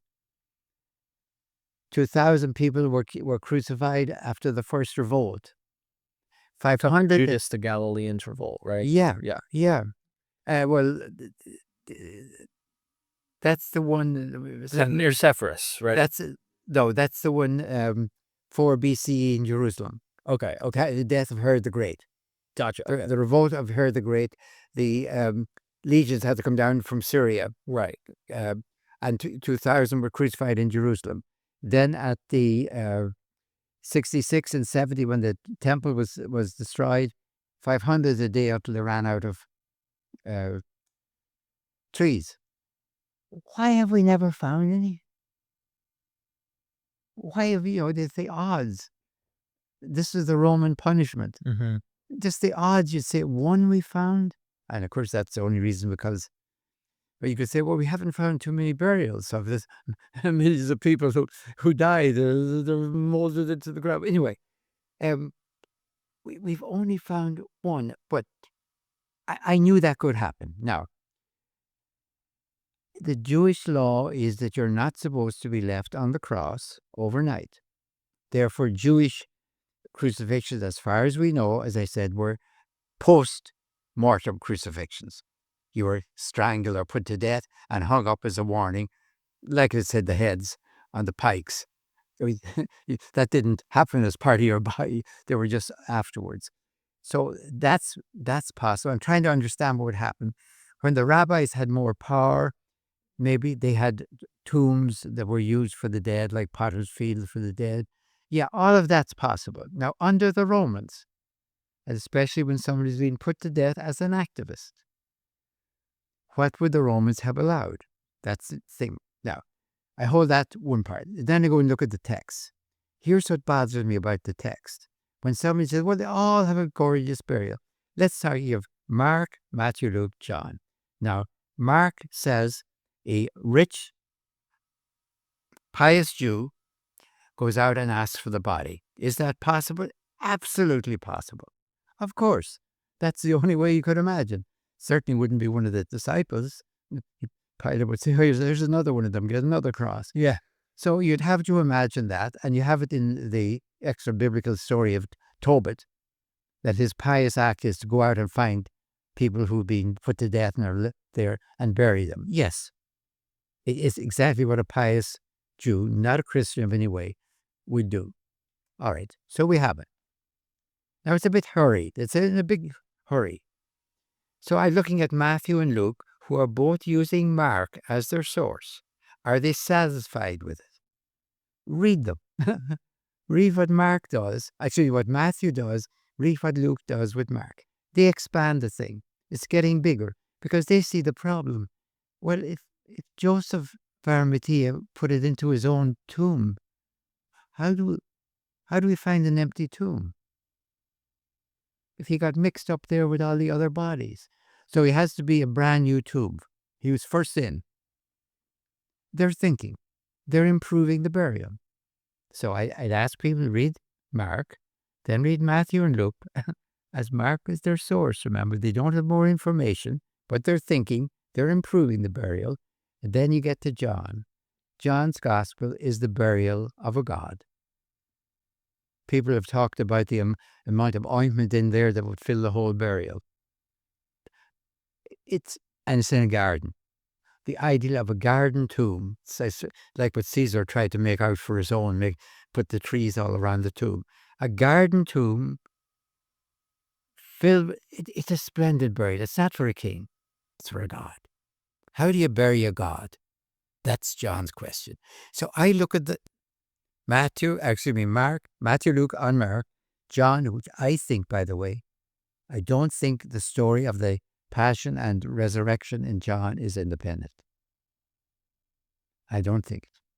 Now, even John 21 is the same as Luke, but that 5 or whatever it is about that. And you're not alone. I mean, Goodlaker and others, James Barker, they're all seeing the fourth gospel as a continuation. Neric from Louvain University, his whole team he's showing how, I think there's independent tradition in there, but I could say, take Mark, put Jesus in charge of the whole operation, and write me the story.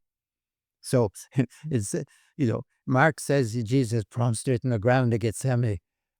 Father, let this pass from me. What does John say? Of course I'm going to accept the cup. And who's prostrate on the ground in John? The 600 troops. And when Jesus is good and ready, he lets them up. John is Mark on steroids. Right. But the steroids are Jesus. And it makes sense. I understand that. John sets up the show, Jesus is divine. How do you crucify a God? And the answer is very carefully. Very carefully. But that was my problem. So I said, can I trust? I look at the story. Nobody's satisfied with Mark. Why don't they just all follow Mark if that's the way it is? They're all making it up. A little bit guided by Mark, but they're getting better and better. And he has a splendid one. What actually happened? Now, what happened to me, with these on my mind, I'm reading Psalm 22, I think it is.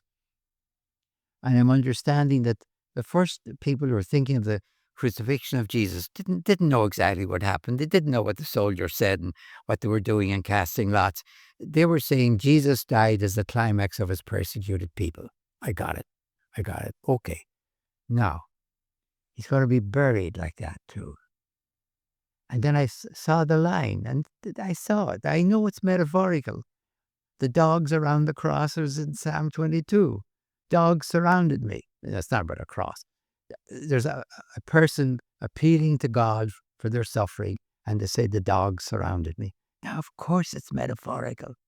Right. Of course it is in Psalm 22. What Allison calls it typology. It's typology. They're simply strong bulls surround me. I don't think there's bulls around me. Yeah. But it suddenly struck me. But that's what the Romans would have expected. If they kept him on the cross, they would want him to stay there. If he is a warning to people not to do this, they might well say, you're not allowed to take him down. They wouldn't even let you in to ask for it, maybe. And what would happen? What if it was left to the dogs and the crows? Now, to be honest with you, I put it into the Jesus Revolution biography, and lots of people who were all in favor of that book were horrified by it and told me you shouldn't have said that. But the trouble is, I thought it. And I thought it was a possibility, historically. And to leave it out because I thought it was a horrible possibility. And this said, a lot of people said, well, did you do it just to make us realize how awful crucifixion is? I said, no, I wasn't thinking of you when I did it. I was thinking of what happened to Jesus. I wasn't really thinking, I'll make it as bad as possible to wake you up for these crucifixions you have right now. Not at all.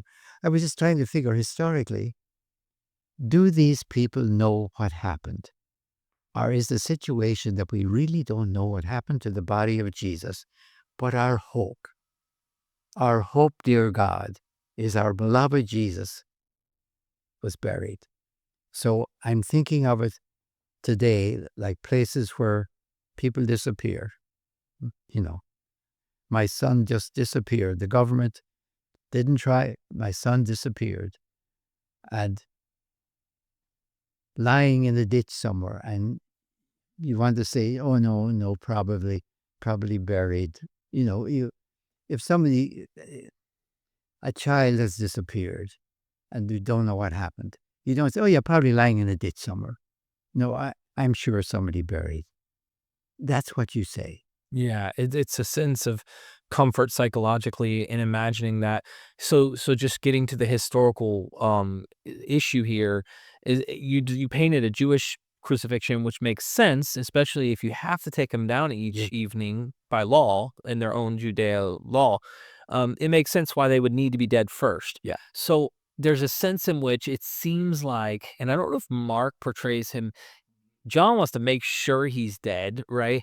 I think Luke does this too. They don't need to break his legs, but like he's already dead. Yeah. So then, oh well, we got to take him down anyway. We might as well take him down since he's dead already. And I think that this bypasses the point of Roman crucifixion. Your point, and it's like they would like. Could you imagine Pontius Pilate giving the green light and then hours later just giving the nope, take him down, go ahead kind of thing? It's more implausible in your mind than the more common understanding that he would have done these things. See, there are other friends of yours, other colleagues. We had James Tabor here. Yeah.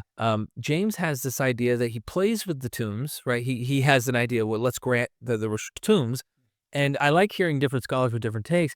Where he goes, well, the problem is even in John, you get this hint like, where have they laid him? She goes to the tomb and it's empty. He's not there. She immediately thinks someone took his body and buried him somewhere else, which, in James Tabor's mind, he goes, well, if he was buried, I grant that it was another tomb. They temporarily put him somewhere.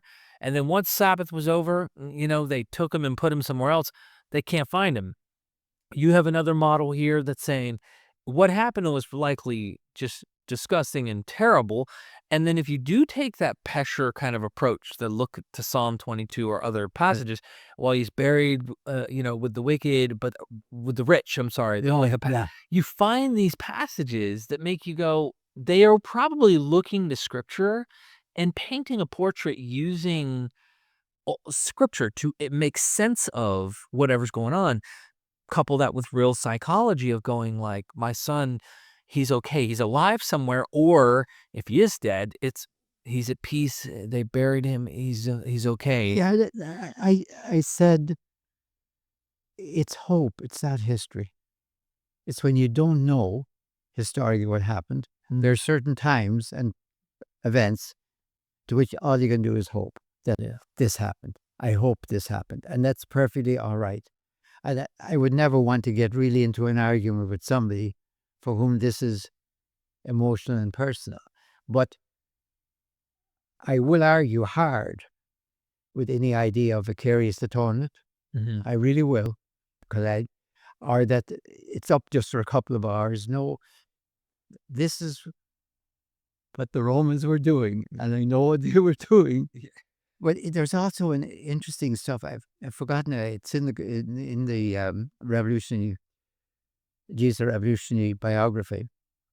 By the way, the original version of that, it was done very deliberately. It was Jesus, a revolutionary line biography. So you could read it as Jesus, a revolutionary biography, or Jesus, a revolutionary biography. Right. The way I intended it was Jesus, a revolutionary biography. It tends to be deliberately, but if you're smart, you read it as Jesus, the revolutionary. Anyway, yeah, I mean, when I look at the whole thing, I really have profound respect for the quotations from the Psalms. Now, later, in the 2nd and 3rd century, they used that stuff. Christians use that to batter Jews. Can't you people see it was prophesied that the soldiers would do this? And see, they did that. Look, it said, you stupid people can't. Yeah, that is so wrong. You describe it in terms of the Psalms and then use the Psalms to prophesy. Come on. Yeah. Come on. But the important thing is, I think that Jesus didn't die alone. That was the consolation. So you could see that, okay, Jesus was the Messiah as the climax of our people. Of course he had to die. Of course he had to suffer by the Romans. Now, I almost say to Paul, hey, Paul, if Jesus had lived to be about 65 and died of old age or whatever in his bed in Nazareth, do you think he'd still have been the Messiah? Now, this is a real question asked to Paul. Jesus was not crucified, let's say. He went on doing everything he did, preaching, teaching, everything, Yeah. and just had an ordinary death. Would he be the Messiah, Christ? Can I make a guess? Yeah. I don't think Paul would have seen him as that. I mean, he's so about the crucifixion. I can't prove No. this, but I would question it. I would question it. Yeah. The only thing that makes me hesitate, I don't think he'd ever have got there. Right. I mean, if he was there already and you said we found out Jesus wasn't crucified, maybe, theologians can get around anything, but it would never have occurred to him. Because I think from Paul, that's the mystery of God we were talking about. Yeah. That was my answer one time when James Tabor, my good friend, was talking about finding the bones. I said, okay, teaching moment for me. Let me imagine we found the tomb of Jesus, no question, big sign, tomb of Jesus right here. Okay. In English. We found the bones. What would be important for me? Are there signs of crucifixion? Right.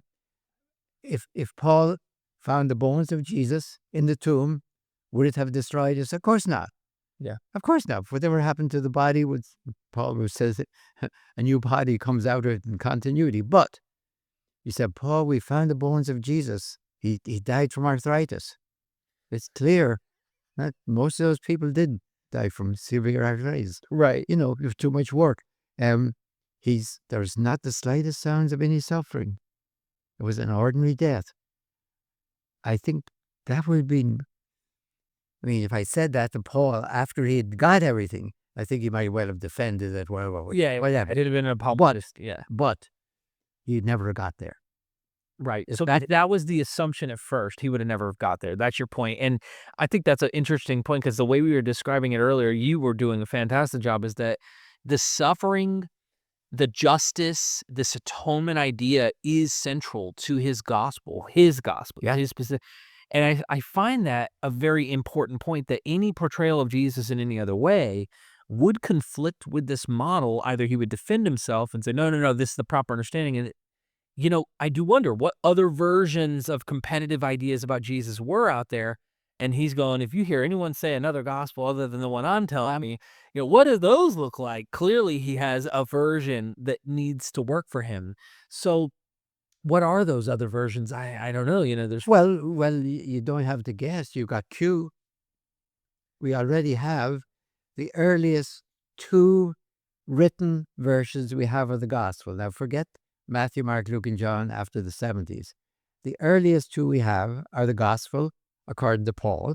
Mhm. I think it's fair to call it that, because the gospel according to Paul and the gospel according to Q.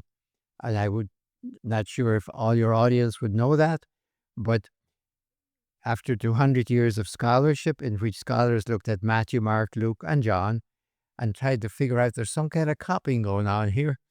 There's plagiarism at foot there. The final consensus, it doesn't mean that all scholars would agree with this, but I think it's fair to say the consensus is that Mark is the primary source for Matthew and Luke. Mhm. All right. Mark is the primary source for Matthew and Luke. Now, when you line up Mark, Matthew, and Luke in parallel columns, which, by the way, is the only way to read them if you're serious, you begin to notice that, there's Matthew, Mark, Luke. Yeah, I can see them here. I can see what... And then I begin to say, hey, there's Matthew and Luke here, and there's no Mark. So there's something else going on here. And the scholars who first noticed that were Germans, and they call a source a quelle in German, capital Q-U-E-L-L-E. So they called it Q. Could have called it the X-Files if they wanted. Yeah. Or anything else. They called it Q. That is the source that Matthew and Luke use apart from Mark. Right. Do all scholars accept it? No. It's a hypothesis, but It's what I call a necessary hypothesis. If you accept Mark, I mean, there certainly is somebody else going on. If you accept Mark for Matthew and Luke, it's like you're on the beach and you see footprints, and you say, well, the hypothesis is that somebody has been walking here. Yeah, it's a necessary hypothesis. It could be that a seagull got a boot, but it probably is. So in the year, let me put a round number on the late 50s, let's say by 60, we have two gospels. The gospel according to Paul, the gospel according to Q. In the gospel according, they're both theological, by the way. Nobody's just doing history. The gospel according to Q says Jesus is the wisdom of God. He comes down to earth as wisdom does again and again according to the wisdom tradition. What happens to wisdom when he comes down here? He gets rejected. Where does he go? I guess he goes back to heaven. Is there a crucifixion? No. Is there a resurrection? No. Q knows about the resurrection because he mentions the Queen of the Sheba rising. But his theology doesn't need it. It's not that, oh, I forgot about it, haven't heard about it. Jesus speaks like wisdom. And it's radical wisdom, by the way. It could get you crucified. But he's not interested in that. Jesus is radical wisdom on earth. Live by Jesus. Okay, that's him. Now, Paul, not interested in that. He would probably say, well, I don't find Jesus saying anything that's different from the prophets. What I do find different from Jesus and the prophet is he's programmatic, nonviolent. Programmatically nonviolent. Not just necessarily nonviolent. What can you do to a Roman with a sword? He's programmatically nonviolent. And that's this revelation and all the rest of it. So you have two very different emphases. They're both theological. They're both equally powerful. I would find one better than the other. They're both dynamic and they're both radical. Now along comes Mark. And Mark's great intuition is you can put them together into a story. Jesus does all of this, and then he dies. And you can see if you're reading all of this going on, you should be saying that this guy's going to get it. Oh boy, is he going to get it. And you wouldn't even need Mark's prophecy that he's going to get it. You could see it. So Mark is the first one. That's why Matthew and Luke can only copy him, and John probably. Because he's the one who sets up the story with the sayings and all of that, and then the death and resurrection. So basically, you don't have to guess. You don't have to say, well, there was a version of the theology of Jesus. The Q is a theology. I know there's some of my fellow scholars, like the late lamented John Myers, thinks of Q as a kind of a drawer you put stuff in. No. It's a gospel. It's a coherent gospel all in itself. If you take it out of Matthew and Luke and get a look at it, you can't find it. If you look at Matthew and Luke, you get confused. Take all the pieces out and look at it by itself. Then you find it's the gospel. So, Right. yeah, you can imagine. So with that in mind about Q, just briefly, Yeah. I won't keep you too long on this. We've gone quite a while, and I really hope people will get your book. Let me grab it here. Again, the latest, greatest, Paul the Pharisee. Get the book. There's so much you've learned. A lot of your life's work and research on Paul, and you've gone to these places on the ground. People need to go and read what you've learned. By the way, that was fabulous. The Dominic Crossan pilgrimage went to Turkey almost annually, just from 2000 to 2014, every year with 40 people. We watched them read Paul in the ruins of the Roman Empire, not in the debates of the Reformation. Right. Get them out of the 70s, take them back into the first century, and we watched ourselves too. I'm not just talking. We watched ourselves change. Wow. Paul in the ruins ain't Paul in the Reformation. Oh. And especially with Americans, I mean, including myself too, after 9/11. Oh, wow. Before that, it was kind of the ruins of the Roman Empire. Too bad for the Romans. Yeah. That doesn't apply to us. After 9/11, Marcus said to me one time, are we getting better at this? And no. They're seeing it on the ground. Yeah. When we talk about this stuff now, violence, all that, they're not, it was obviously, 2,000 years ago. It's nice. We let them talk about it, but Anyway, That's why this is so relevant. Yeah. Q, there's many scholarly friends who have different kinds of understandings of this, but your point about it being in another version, and there might have been many for all we know, of ideas floating Yeah. around with different gospel Oh, messages. yes. But Q seems to have a very, I almost want to use the word Judaizing tendency, because when you get what's in Matthew, the way he portrays it, it does sound very Jewish focused in the sense I think that, that's fair enough. Actually, I think it's the wisdom tradition is probably the one that maybe a lot of Christians don't know well. They've heard of the Torah, they know the prophets, right, but the wisdom tradition that the first thing God did to create the world was create intelligibility. right, If I use wisdom, everyone says, "Yeah, it goes in when you're." What God did in the wisdom tradition is before I create the world, I'm going to make it intelligible. So we, the people, are going to understand what's going on. That's huge. And wisdom then comes down like a philosopher looking for clients and talks to us and tries to say, "Don't you guys get it?" And we say, "No, no, you go away." yeah, The wisdom tradition is powerful. And it's universal, by the way. right, It's more open to thinking. yeah. Because the wisdom tradition says to everyone, "Don't you see it? Yeah. Take a good look at the world and see what you see. It's intelligible." Now, we have other answers. We have evolution and all sorts of other things. But yeah, but it makes us look at the world. It Right. doesn't say look at yourself, just look at the world and yourself in it. Sorry, go ahead. No, that's a good, Yeah. yeah, it's good to have people understand that, because I guess the contention would be, if Paul has in mind a form of some other gospel, it's likely one that's going to do what I think Galatians starts to paint. Tell them to be circumcised, tell them to be kosher, to stick something that Peter might have been doing according to Paul's own letter. And it's like, whoa, whoa, whoa, whoa, whoa. Paul's program's different. I just wanted to highlight that clearly it's interesting to see how this development took place from, the first century BCE. Rome comes in, they take control. You have this Roman imperial kind of program as well, another program, and they claim peace, they claim this. And I can't imagine that Christians weren't watching in the year of the four emperors and thought, They use, by the way, I mean, Augustus is divine because he brings peace. And you either wait a minute. All he did was start a civil war. I mean, well, his Julius Caesar started it, but yeah, he ran a civil war, won it, and declared peace. That's almost like as if we started a war with Iran and won it and declared peace. Well, yeah, I mean, it's peace for the war you started. right. So I wouldn't say that, by the way. It would be very, very unwise to say that to Augustus. Yeah. But it's true. Augustus, you brought peace from the war that you started.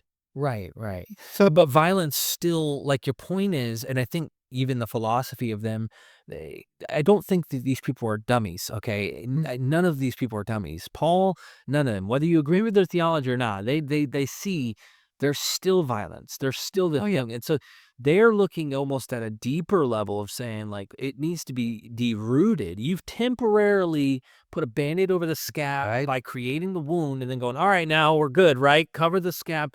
As long as they can wield the sword long enough and continue to do what Romulus hinted at in his Quirinius kind of, listen, go and tell the Roman world to keep war going, that'll keep the peace. Well, sure, temporarily, but like it keeps perpetrating violence. And so And it escalates. it escalates. But I can't imagine Christians weren't seeing the year of the four emperors. What I was getting at was like, and saw what was going on and went, this is BS. Like, come on, you guys, like, where's the peace?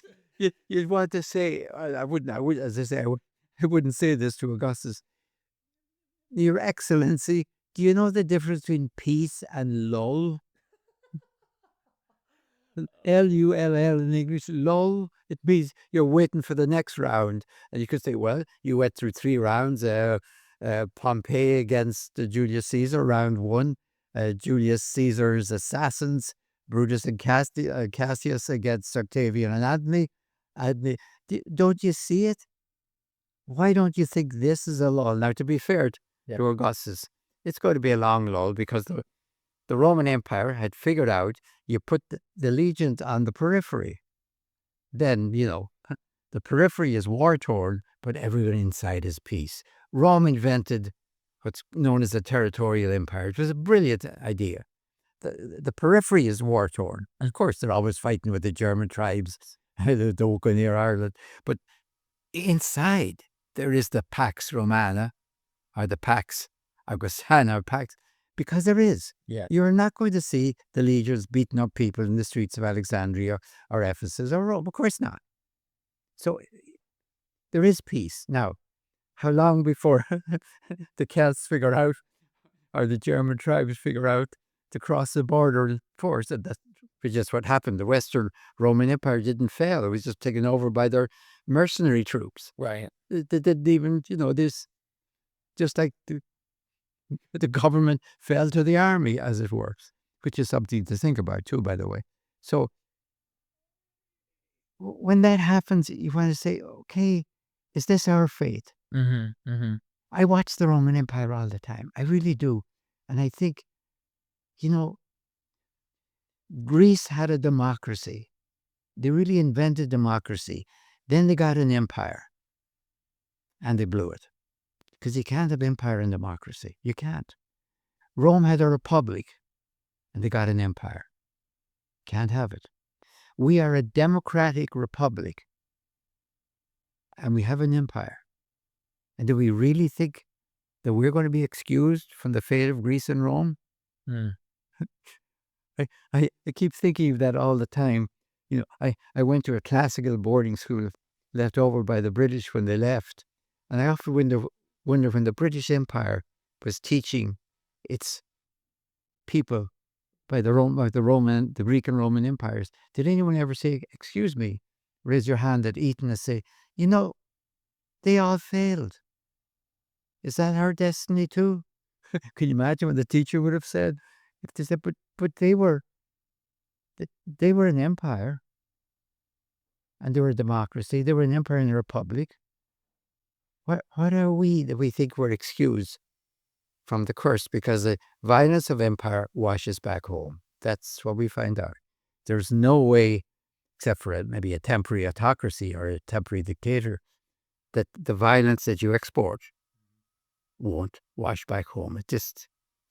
Sorry, this is pressing, and I think this wraps up our whole session here specifically on this topic and this overall thing, because it gets back to something you've been saying from the beginning. But after all this talk, you know how you hear something over and over and then you learn deeper each time and it hits you differently? What you've been trying to tell me for, I don't know how many times we've met and done these sessions, it hit me a little deeper here. So we have a program that humans have been trying, and it's worked temporarily. And then it fails. Yeah. And then it's temporary. And then it fails. And it seems like what they're doing in a philosophical sense, just when I say that, I'm saying in a thoughtful sense, they're thinking of a program, they're coming up with an idea, they think they have a solution to this problem. But even the Christian program hasn't solved this solution, right? I mean, you almost wish the magic of God really coming in and really fixing it all, making it all perfect would work, but it clearly isn't happening. I personally am not holding my breath on that ever happening. We have to do it. So then if every program that humans have come up with to solve the problem of violence, to try and actually get justice, to be a practice that we all are able to accomplish as humans, and yet we still have in our blood, in our bones, violence that's still going to somehow come out, how, in your estimation, does the message Jesus is presenting solve that problem that you think is unique? All right. Now, let me put this in abstract language, as if not just for Jesus, so somebody can say, well, I don't care about Jesus. All right. Our species, the human race, there's only one race, by the way. Let's talk about other races, that's bunk, that's ethnicity. There's only one race. That's why we can have sex with anyone in our race. Right. The human race. And the question I want to ask, which is the question that haunts me, and maybe it has to do with I'm 92 and I'm in Sunset, but are we a sustainable species? If you asked me, I'm not very optimistic some days. Rather than put that, here's what I want to say. I don't think we have an original sin, though if we have, it's the first time it comes up in Genesis 4 when Cain kills Abel. But Right. I think we have an original state, which is that we are a social species with individual wills. Now, that is a contradiction in terms. A social species with individual wills. It has no way to run a beehive. Mm. The great successful social species, like the bees or the termites or the ants, all have social species, but they don't have individual wills. Right. It's all under the queen. And it works. And it works. Now, we unfortunately do not have an instinct, for example, that unerringly goes for the common good. Suppose our instinct was we go for the common good. To put it very crudely, generally speaking, the carnivores don't eat their own kind. Now, they may do it every now and then, but if they do it regularly, they will be around. Right. So they have instinct. They won't do anything really stupid. The Serengeti lions won't decide tomorrow to eat all the gazelles. I'm tired of chasing these. Let's kill them all and they'll be just there. They don't do stupid. We do stupid stuff. So because we have to walk a tightrope, I don't want to give up either. Our individual wills are magnificent. So is our social species. Can we balance them? Absolutely. Can we balance it? If we can't, then we are a doomed species. So you could say, if you want to put it in theology, God has given us freedom let me put it this way, as an experiment. What if I made free human beings who were a social species with individual wills? What would they do?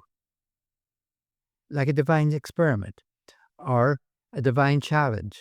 Or if you want to be very cynical, I'm going to be brutal, a divine joke. A doomed species, in other words. So, but it's up to us. But it's up to us to see the problem. That is the problem. It's not that we're violent or something else. It is that if we pull totally towards the individual, because if I use violence on you, you use violence back and violence escalates. That's what we found out. If all we had today was armies with broadswords, I don't know if I'd worry too much, because they don't threaten the world. The worst day of Roman slaughter, even their worst day, they had to stop at nightfall. And you can't hold a sword after it gets too bloody. And if you take your sword against an olive tree, the olive tree will win. So, no, but we can destroy the world. So it's the escalatory violence. Mm-hmm. I always hyphenate that, escalatory violence, that would doom us. Now, that's what I see is the thing, the balance of individuality, individual wills, which is magnificent, and social species, which is magnificent.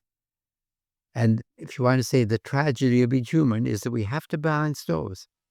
If you come down totally in terms of social, then you kill our individuality. If you come in totally in terms of it, then you kill the common good. Nobody's taking care of the common good. And if I can get something that's you want to buy, whatever it is, even if it'll kill you, I'll sell it and see what happens. So even if AI would destroy us, I'm not saying it will, but if it does, how many people would say, well, it's going to be 100 years from now before that happens, or 100, 200, now we get dead and gone, so I don't care.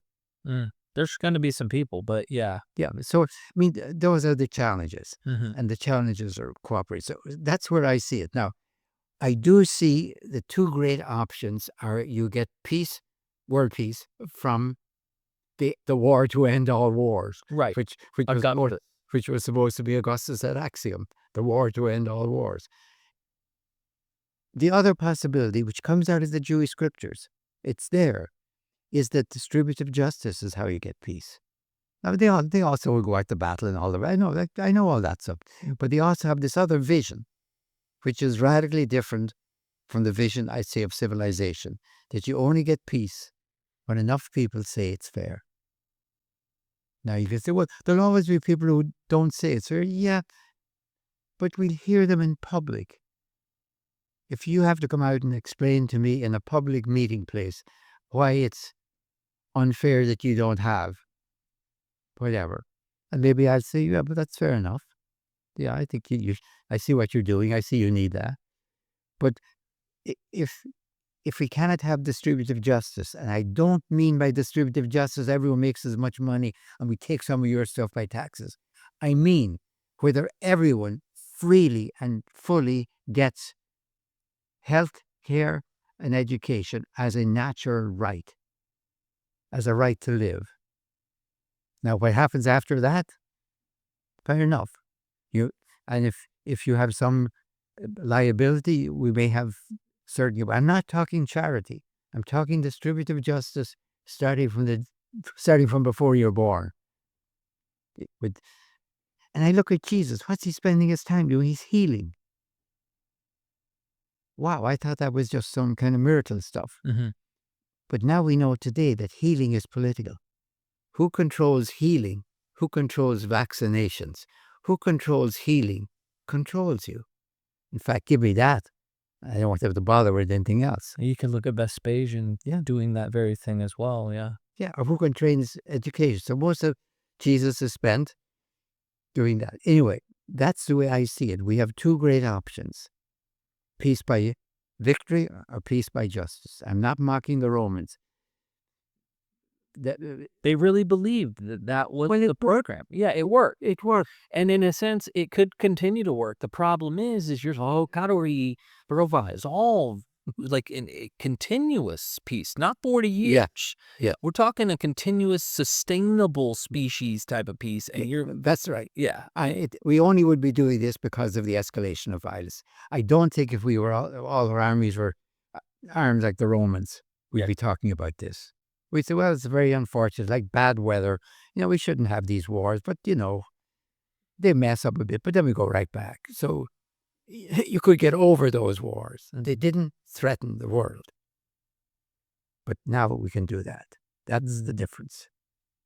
So, anything else that you wanted to? Yeah, I guess the point is that's what the program, at least your best interpretation today and how this applies is that his is not by death and not by killing. It is ultimately a whole different program. Yeah. And that's an important thing people need to check out. So look, ladies and gentlemen, I won't keep you any longer. You really get behind people that you like and that, have some wisdom, I think, that they could help us with. John Dominic Crossan is not only an excellent mind, but an excellent friend. I highly encourage you to go get his book, his latest book. I'm now in contact with Westar Institute myself. Amazing publishing company, amazing people. Let's get their name out there. Let's start getting some great works from companies that are actually trying to put out good scholarship. And Dom, you've put some amazing insights into this work. I hope that people will get a copy of. And is there anything else you'd like to say? No, the only thing is that we put the voice copy as cheaply as possible, the ebook, so people can get it. Though we published this ourselves on Amazon. Sarah and her sister Nancy did the whole formation of the book actually on Adobe. So we're trying to keep it down as cheaply as possible. It's still the hard covers or the soft covers, but we've managed to keep the ebook as the prologue here is. I'm speaking in the prologue in I, so I'm the voice of the prologue. But then after that, we have a very, very good Westar scholar who did it. So we did it to keep the price down. Yeah. That's what we're trying to do, to make it available. Yeah, go get the book. And thank you so much, ladies and gentlemen. Like the video, share it, comment down below. I hope that this long, deep dive with John Dominic Crossan was something that helped you have a great day, because it helped me. Until next time, never forget, we are MythVision.